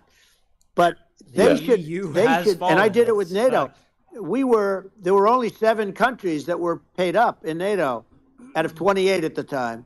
And the United States the United States was subsidizing NATO, tremendously subsidizing NATO. And I said, I went in and I said, you got to pay up. If you don't pay up, we're not going to defend you any longer. I took a lot of heat, but you know what happened? Billions and billions of dollars came flowing in. And I think a lot of the public isn't aware of the fact that the United States pays a disproportionate share of the NATO expenses. And then we get taken advantage of on trade. So think about it. Yeah, well, I mean, the point of NATO is defending Europe, and it's it's like, then okay, well, why is the United States paying disproportionately more to defend Europe than Europe? That doesn't make sense. That's unfair, and that is an appropriate thing to address. Well, when you talk about cost cutting and savings and everything else, I mean, honestly, look, there's nobody that feels worse about the Ukraine situation than I do, because I know it would have never happened. I know Zelensky. He was very honorable to me, because when they went with the Russia hoax and they said I had a phone call with him, he said it was a perfect phone call. It was a great phone call. He could have grandstanded and, said, oh, he was very threatening. He said, no, it was a very nice phone call. I called him up to congratulate him on his win. And you end up getting impeached because these people are lunatics. I was talking about the difference from the people within and the enemies on the outside. In many cases, the people from within are more dangerous for our country than the Russias and the Chinas. If you have a smart president, you're not going to have a problem with them. You're going to do things. Yeah. Now, they've taken advantage of us incredibly, but you're going to do things with the right person. Yeah, well, I think it's obvious that you're a believer and an advocate of free speech, because during your first term as president, you were attacked relentlessly every day, often very unfairly with Now it seems the conversation is steering more towards freedom of speech because of the EU blackmail letter that Elon Musk received. There's a lot. Well, the good thing is that you and I essentially accusing him of election interference, by the way. Word out. Although sometimes it's hard because they don't want to print it, like we're having a great conversation right now. Kamala wouldn't have this conversation. She can't, because she's not smart. She's not a smart person, by the way. She can't have this conversation. And Biden, we don't even have to talk about it. I mean, he couldn't have this conversation. He would have given up on the first half of a question.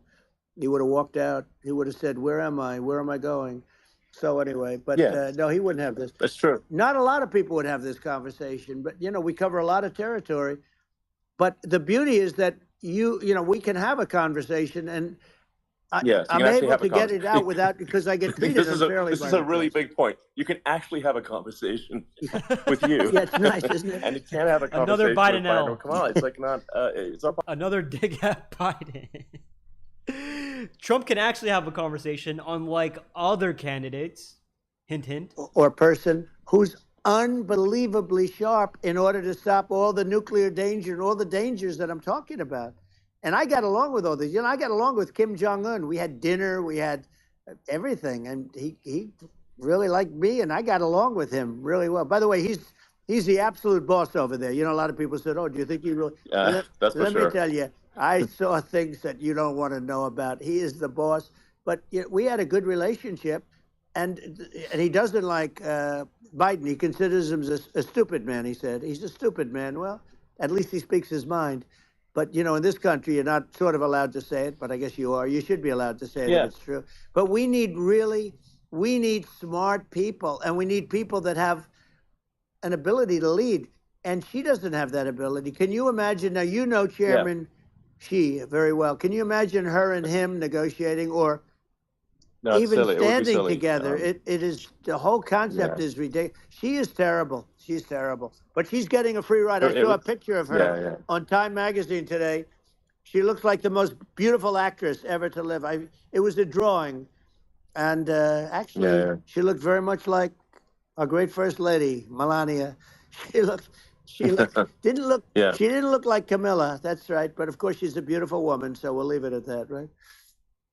Yeah, well, maybe like I think part of what people in America want to, people in America want to feel excited and inspired about the future. They want to feel like the future is going to be better than the past, and that America is going to do things that are greater than we've done in the past, reach new heights that make you proud to be an American, and excited about the future. They want the American dream back. They want the American dream back. More important than anything else. It's like you don't have that today because the people, they've been just sucked. They see incompetent people running our. The Biden thing is very interesting. People just found him to be incompetent, and when I debated him, I was like, "Is this for real?" It was. Yeah, it was just absurd. But I think there are like some grand projects that we could do. I mean, I think like we could build a base on the moon. We could send American astronauts to Mars. We could build high-speed connections that are more advanced than anything else in the world between our cities, so people have fast transport. It's possible to solve traffic with tunnels.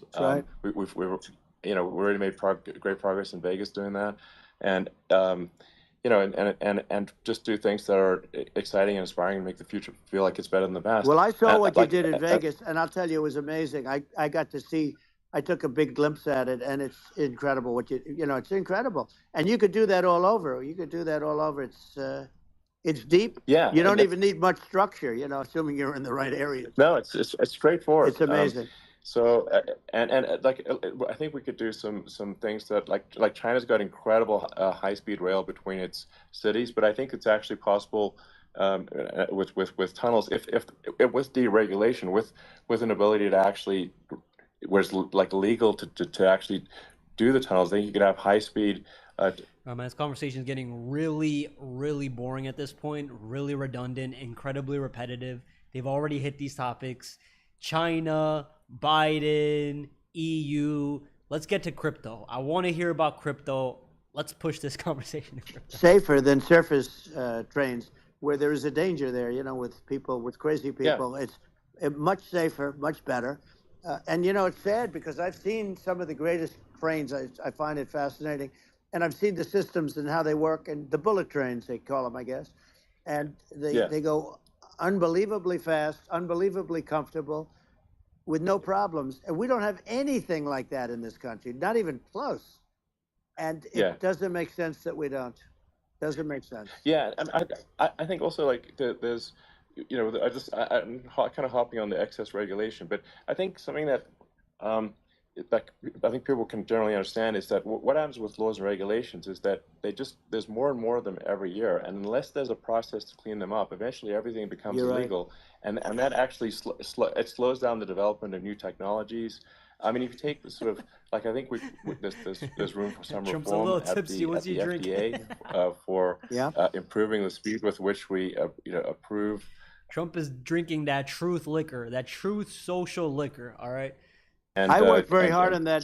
We got that down to the lowest number ever, and we got therapeutics approved in the FDA that people can't even believe the speed. But I took them on. I don't think they like me too much, but I got things approved in the FDA at numbers that they wouldn't believe. And, it's a very bureaucratic group. Actually, it's a fine group of people in many cases. I got to know a lot of them, but I was pushing them really hard for Regeneron, for so many different things that were really pretty amazing. But the FDA takes too long.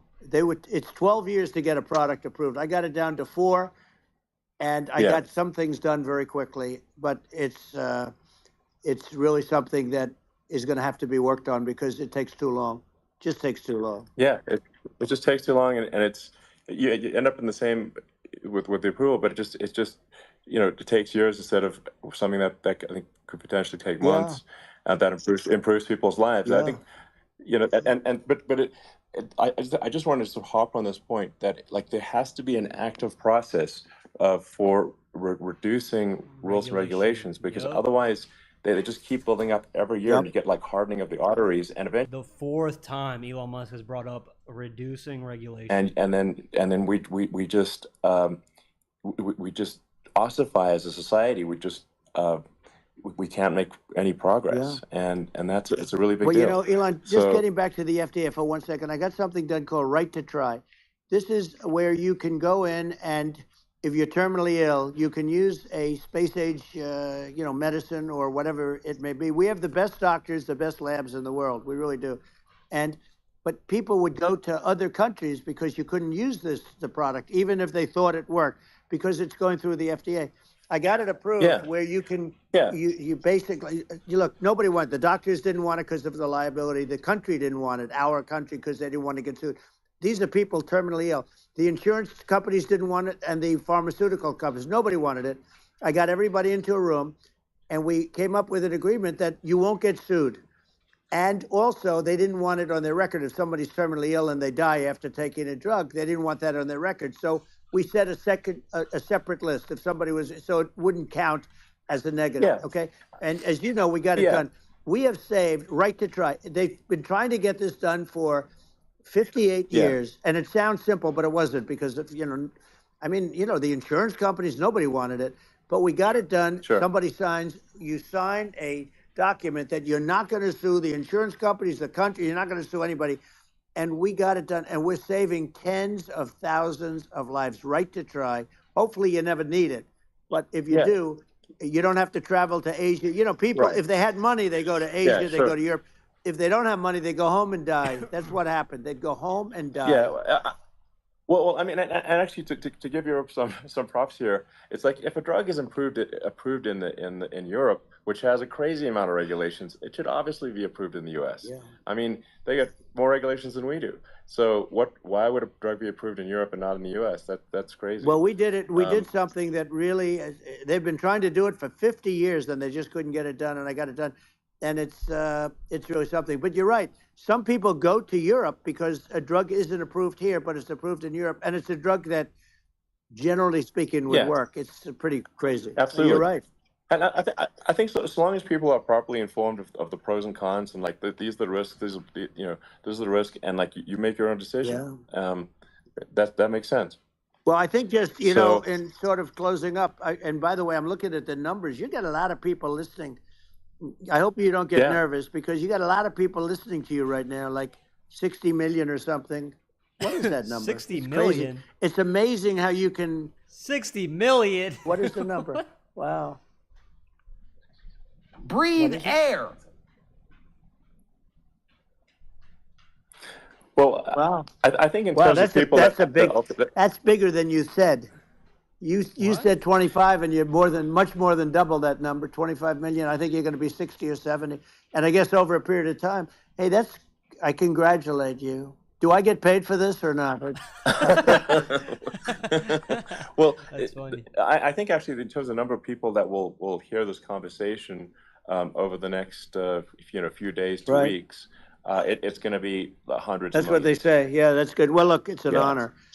I just asked this: are you better off now, or were you better off when I was president? Nobody's better off now. People, we put out polls on that, and nobody's better off now. Inflation has killed it, and they also feel very unsafe. You look at what's going on with a lot of different things. You look at the riots we had at the Yeah, colleges over, I mean, it's ridiculous, but right. all of the riots, they just feel unsafe. And now they really feel unsafe because you have a new form of crime. It's called migrant crime. I call it Biden Well, migrant yeah. crime. Maybe I'll call it Well, Kamala migrant crime. But I mean, with all these things, I always try to get to the ground truth by just asking people. And my mom lives in New York, and I was like, Mom, have any of your friends, been attacked or assaulted? And she said, yeah, three of her friends in three separate crazy. incidents were assaulted Wow. just in recent months, just walking around the streets in New York.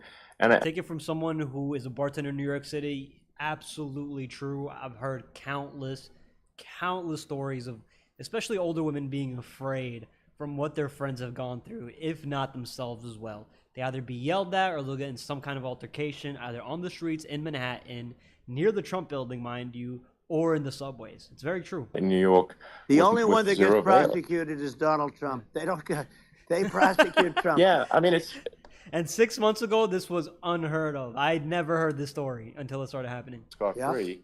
And meanwhile, the New York spending massive resources prosecuting you, and it's like, what's this? And I think the sort of sensible public looks at this and says, what the heck's going on here? This is obviously abuse of the legal system.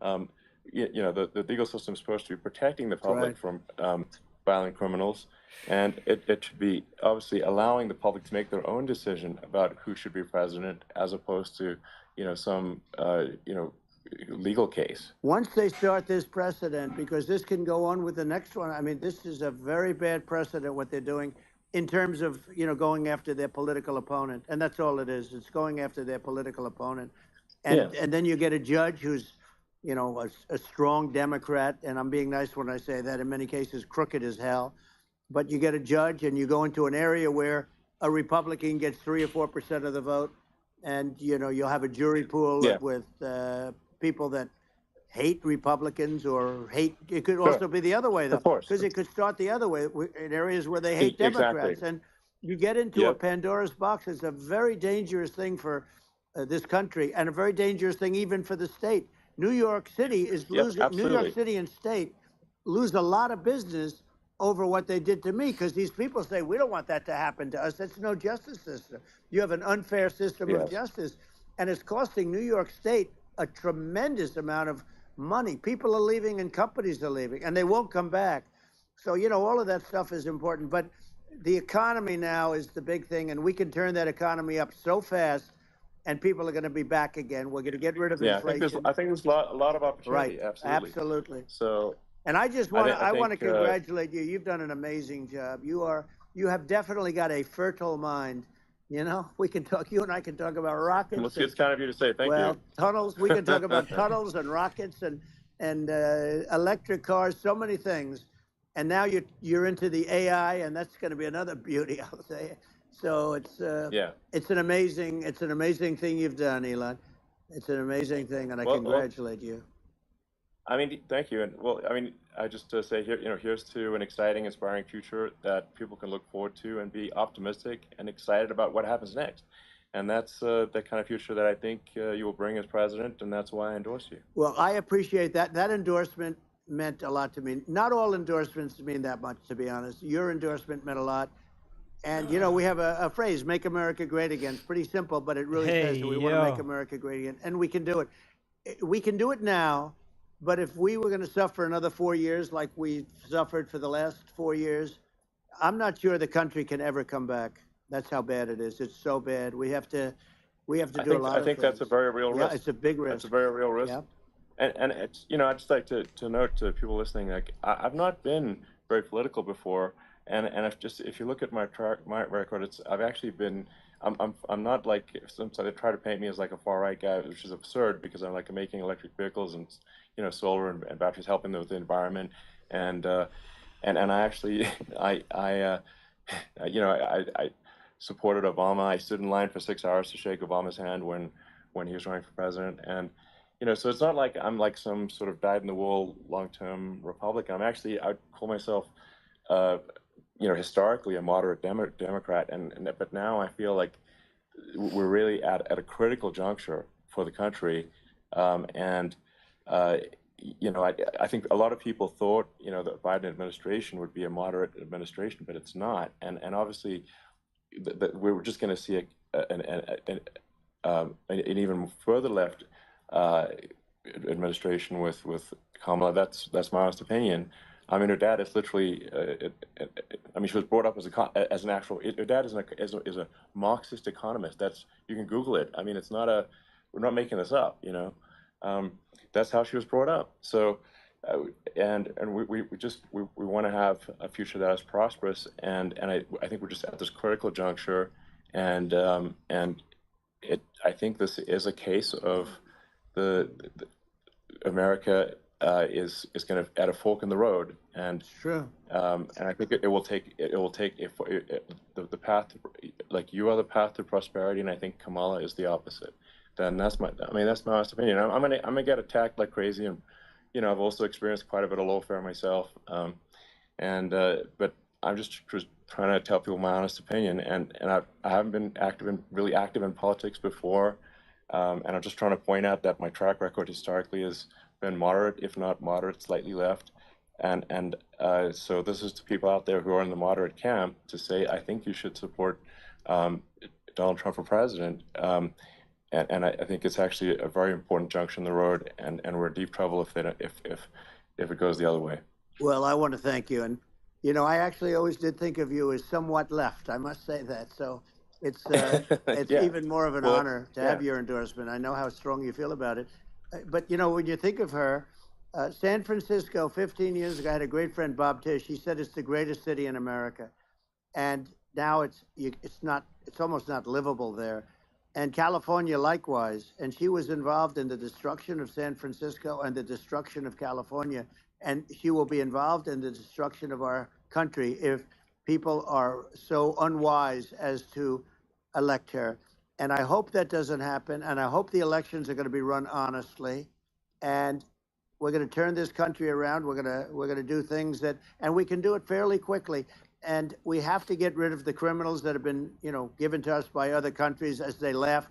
They laugh at us. They think we're stupid to accept these people. These are radical, stone cold killers in many cases and terrorists. And they're in our country by the hundreds of thousands. Yeah. And we have to take them out. Yeah. I mean, if I could summarize it, perhaps, I think these are issues that I think most people in America would agree with, which is that we want safe and clean cities. We want secure borders. We want sensible government spending. We want to restore both the perception and reality of respect in the judicial system. Just stop the lawfare, and I think that's like. And how are those even right-wing positions? I think those are that's just common sense, and that's. I mean, would you agree with that? 100%. I don't understand, they call it progressive. They don't like the word liberal anymore, but call it liberal or progressive. I don't understand how somebody could say that it's okay for them to empty prisons into our country. And again, I told you, their crime rates all over the world are going way down, which makes sense. In fact, the next time what we'll do is if something happens with this election, which would be a horror show, we'll meet the next time in Venezuela because it'll be a far safer place to meet than our country. Okay, so you and I will go and we'll have a meeting and dinner in Venezuela because that's what's happening.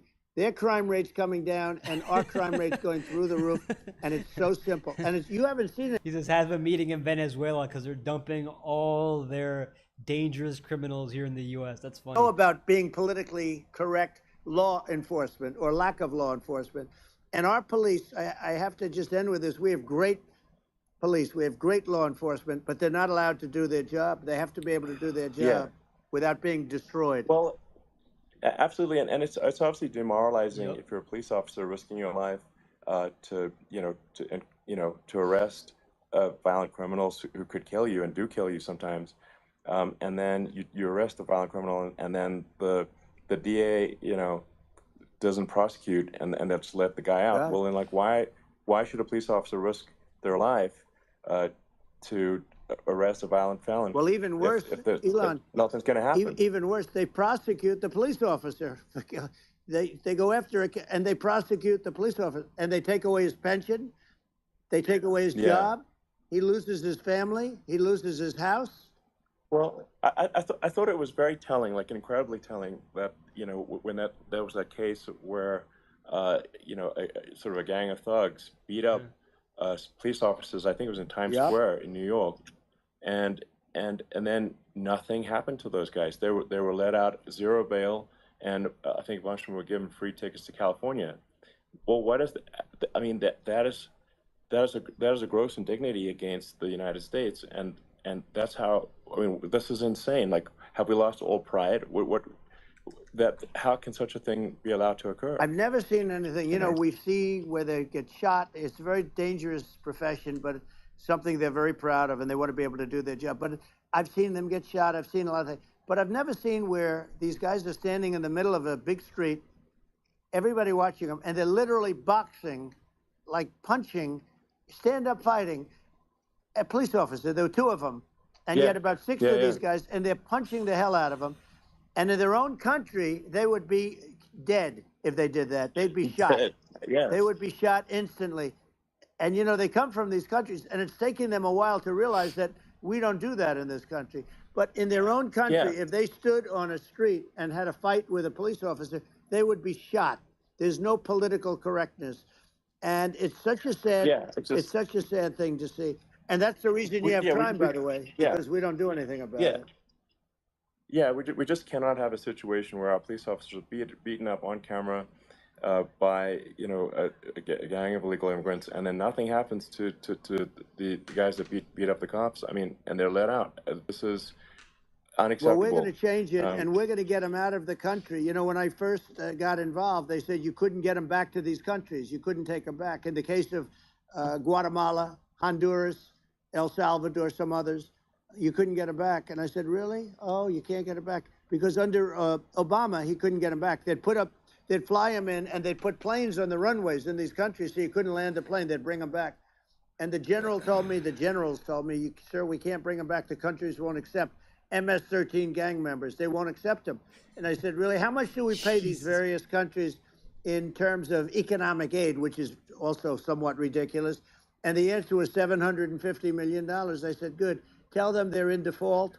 They're delinquent. We're not paying them anymore because they won't accept it. And you know what happened? They all called me, every one of them. They said, we would be honored to take them back, sir. We would be honored. It was so easy. But it's one of those things. And we got them back. We took in so many. The MS-13 is probably the worst gangs in the world. They're the most vicious, violent. We took them out of here by the thousands and got them out of here. And their countries took them back. And because I said, you're not getting any more economic aid. And once I said that, they were nice. They wouldn't take them back for Obama. They wouldn't take them back for anybody. And now we have a problem because we have this guy, and they don't take them back anymore with Biden because they don't respect him. It's just gotta be done. We just can't have whether they're citizens or not citizens. We can't have, because they won't prosecute citizens either, not just illegals. So you can't have violent, repeat violent offenders that are not that don't get incarcerated. That's right. Because they will obviously, by definition, continue to hurt people. And I think where part of this comes from is that there's and I do sort of consider myself liberal in some ways. I mean, it's just that you want to have empathy for people. Obviously, you want to have empathy for people. I totally agree with that. You want to have empathy, but you also have to have empathy for the victims of the criminals. And if you just have empathy for the criminals, it's actually shallow empathy. It's not real. You're not thinking. You have one layer deep empathy. You got to say, like, what if you don't incarcerate this person?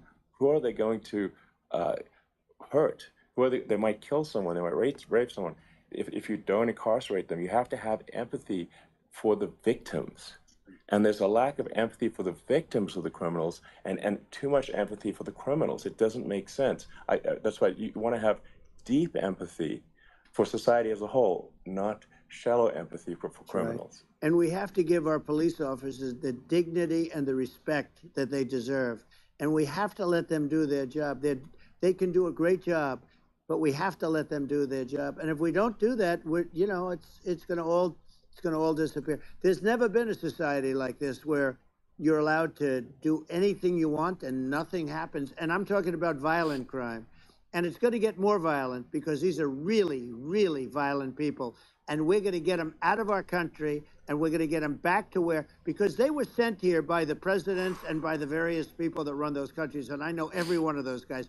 And they're smart people, and they're streetwise people. And they really think that the USA is stupid. They think we're run by stupid people, and they happen to be right. But when I was there, we had no problem. We got them out. We took out thousands of MS-13 gang members. We brought them back. And now, again, it's the same old story. We don't do it. And they actually gave them a big increase. Think about the guys that end up here in the United States illegally. They realize that they're broke, they're poor, they can't get any attention from women. So what do? They become frustrated, they become resentful, they slowly start to isolate themselves from the world, they disassociate, and when they get into their emotions from a sense of disassociation, they tend to act out in violent ways, out of frustration, out of poverty. Why? Because they thought they were coming here to seek asylum or some form of sanctuary, but in reality, as a man, you come here from a different country with nothing. If you have no family, if you have nothing to build, then you're just going to turn to a life of crime. You're going to turn to pointing the finger at somebody else and saying, you know what, they have more than I do, I should gain that instead, right? This is so much more important than me or my life. We're going to save this country. This country is going down, and these people are bad people that we're running against, and they're liars. They make statements. VAC29, you says, I just read a report that the same guy who beat up that cop was arrested again after getting bailed out. Send me the report. I want to see it. And they've been the worst in history. They say they're going to stop crime. The facts speak for themselves. It's so incredible. It's gotten to the point where people just don't even bother reporting crime in a lot of cities because they know nothing is going to happen. That's what I hear anecdotally from people all the time. So, it's just, my values, I'm just saying to people out there, like the things I think are important for the future is like, we've got to have safe cities, we've got to have secure borders, we've got to have sensible spending, and we've got to have, deregulation. And so we can have a prosperous future. And then we want to have some exciting, sort of moonshot projects that people can get fired up about. And, that's the future I'm looking for. And, I'm pro-environment, but I'm not against. I'm not like I don't think we should vilify the oil and gas industry because they're keeping civilization going right now, and but I do think we want to move at a reasonable speed towards a sustainable energy economy. Those are my values, and I think and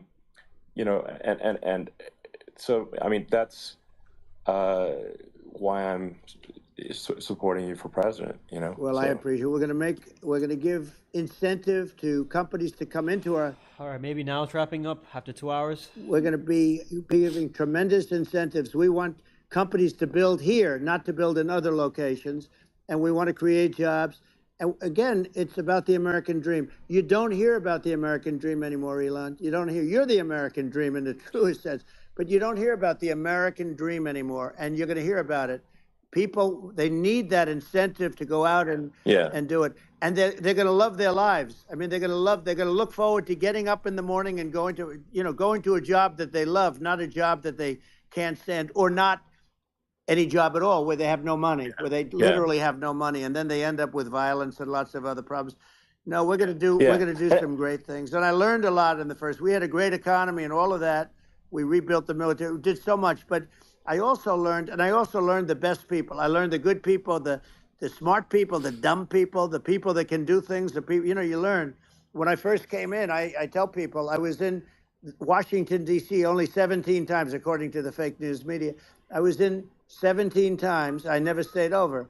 And you don't know people. You rely on other people to give you names, and then you realize the people you relied on weren't so good. Now, we had great people, but we also had some where I wouldn't have used them had I known. Now I know everybody, and I think we're going to really turn things around fast. We have no choice, otherwise we're not going to have a country. And I really appreciate this. To me, it's been a lot of fun being with you. You're an amazing guy. You've done an incredible job and a great inspiration to people, a great inspiration. And I hope you keep going and just continue to do well. And we're going to have a big election coming up, and I think November 5th will be the most important day in the history of our country. I think that election will be the most important election, and I think it'll end up being maybe the most important day in the history of our country, because if we don't win, I just feel so sorry for everybody.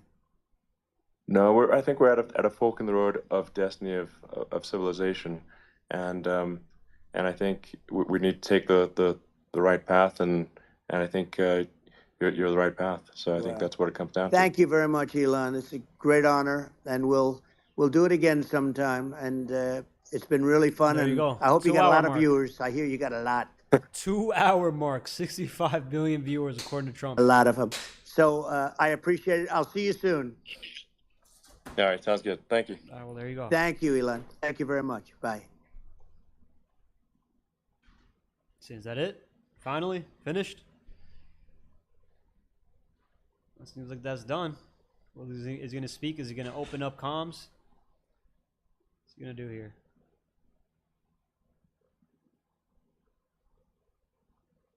Too big to rig 2024. Okay, well, there you go. That's it. It's over. It's finished.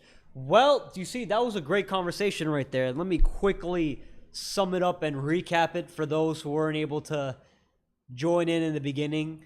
We started off with Trump basically, with Elon Musk basically talking, with Elon Musk asking Trump about his survival, about the Trump assassination and all those things. And, Trump went on to talk about how he's just milliseconds away from dying if he didn't turn his head.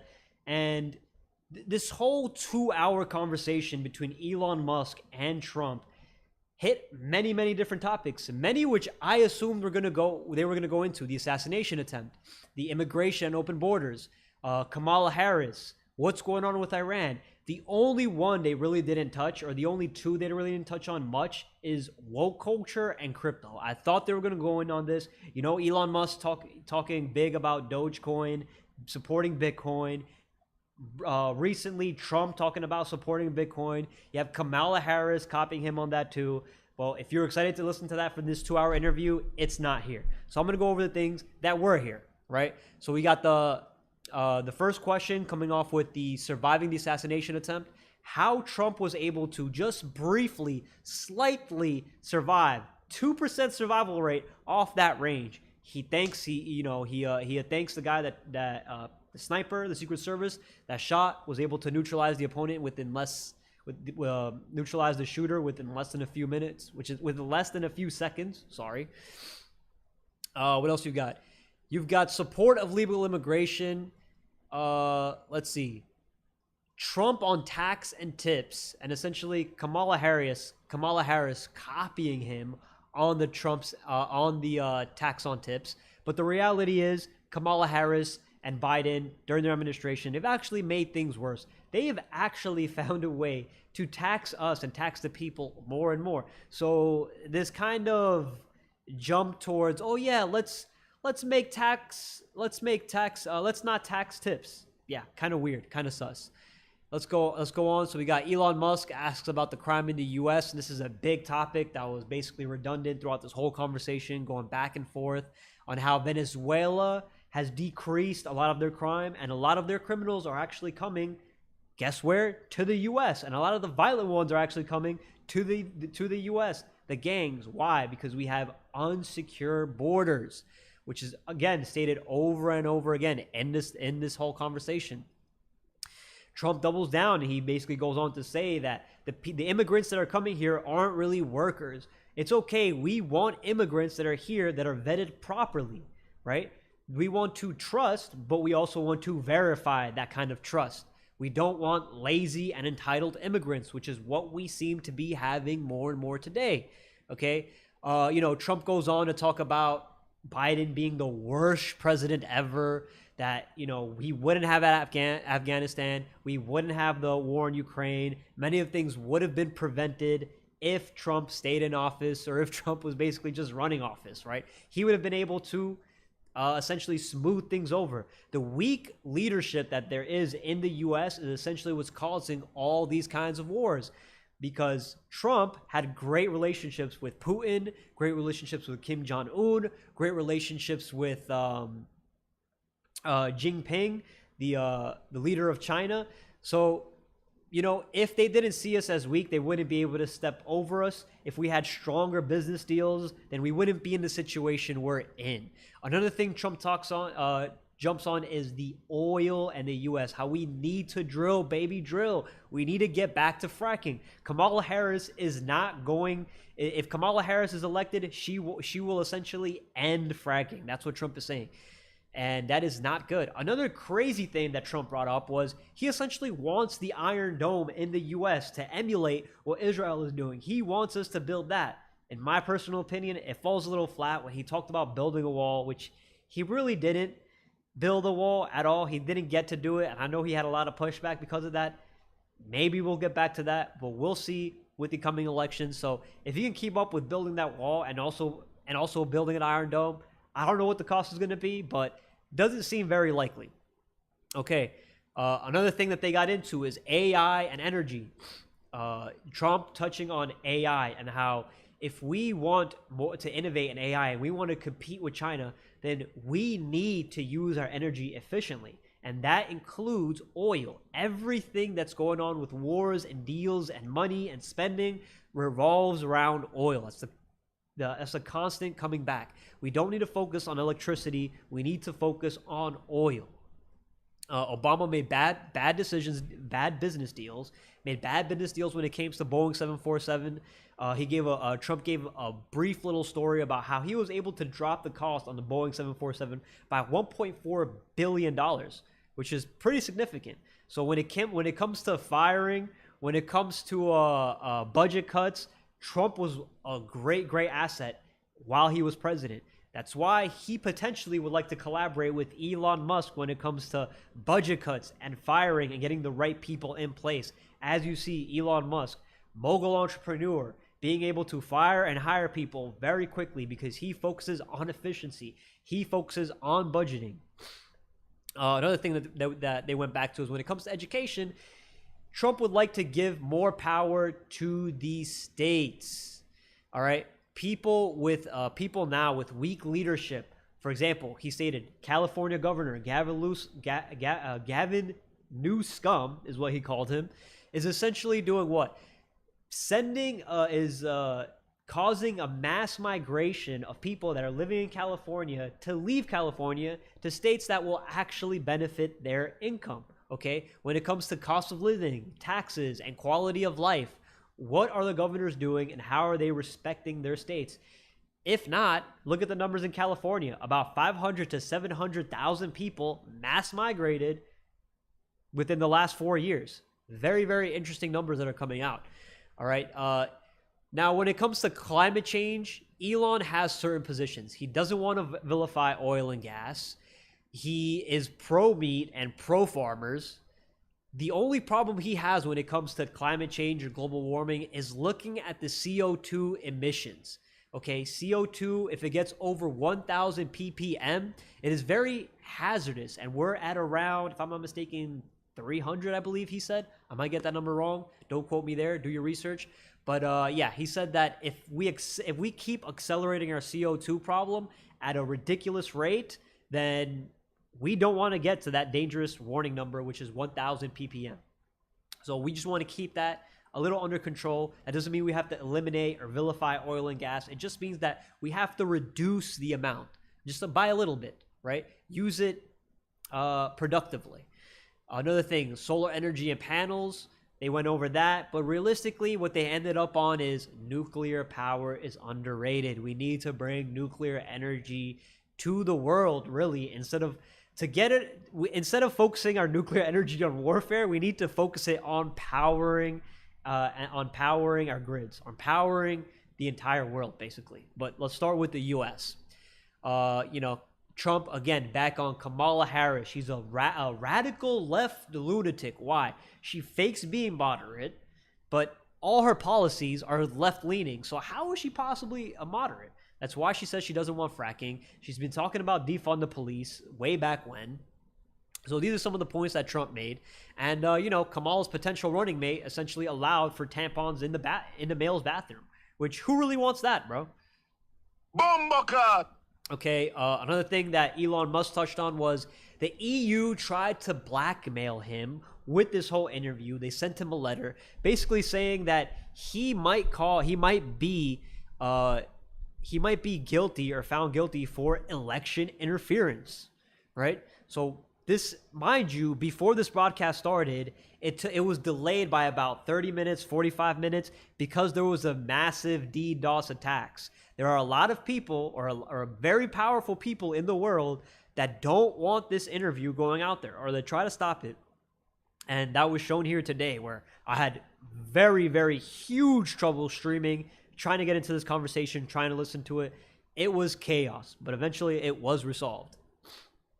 Okay, so the UK is trying to censor it, and basically the lack of leadership in the EU was another very big topic of discussion in this conversation. Why is US paying more to protect NATO than any other nation? One of the issues that Elon Musk brought up, right?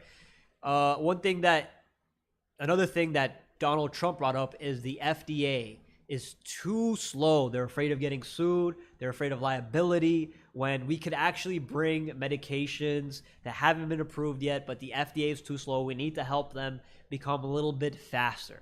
The thing that's slowing them is not really the medical field. It's not the science. It's not the technology. It is the liability. It is the constant fear of being attacked through litigation. Okay. And then when it comes to, again, back to the crime, women get assaulted in the U.S., unfair justice system in New York City, too much empathy for criminals and not enough empathy for the victims. Big thing that Elon Musk stated. And that's why you see rampant attacks on women.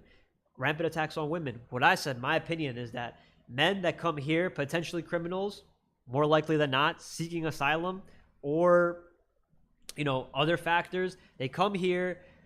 Either they may be lazy and entitled to work because of all the benefits they get, or if they don't get any of those benefits, then what do? They have to work for it. It's hard for them to find a job. It's hard for them to create a life. It's hard for them to date. It's hard for them to start a family. They may become easily frustrated, and through poverty, you turn to criminal acts. Why? Because you disassociate, and when a man is disassociated, he isolates himself from the world. He starts to develop this victim mentality where he starts to blame others. So when he sees a woman on the street that looks at him sideways or looks at him funny or gives him a little smirk, what do you think a man's going to do when he's overly emotional and mad? Well, he's going to attack women. And that's what we've seen in the last 6 months in New York City.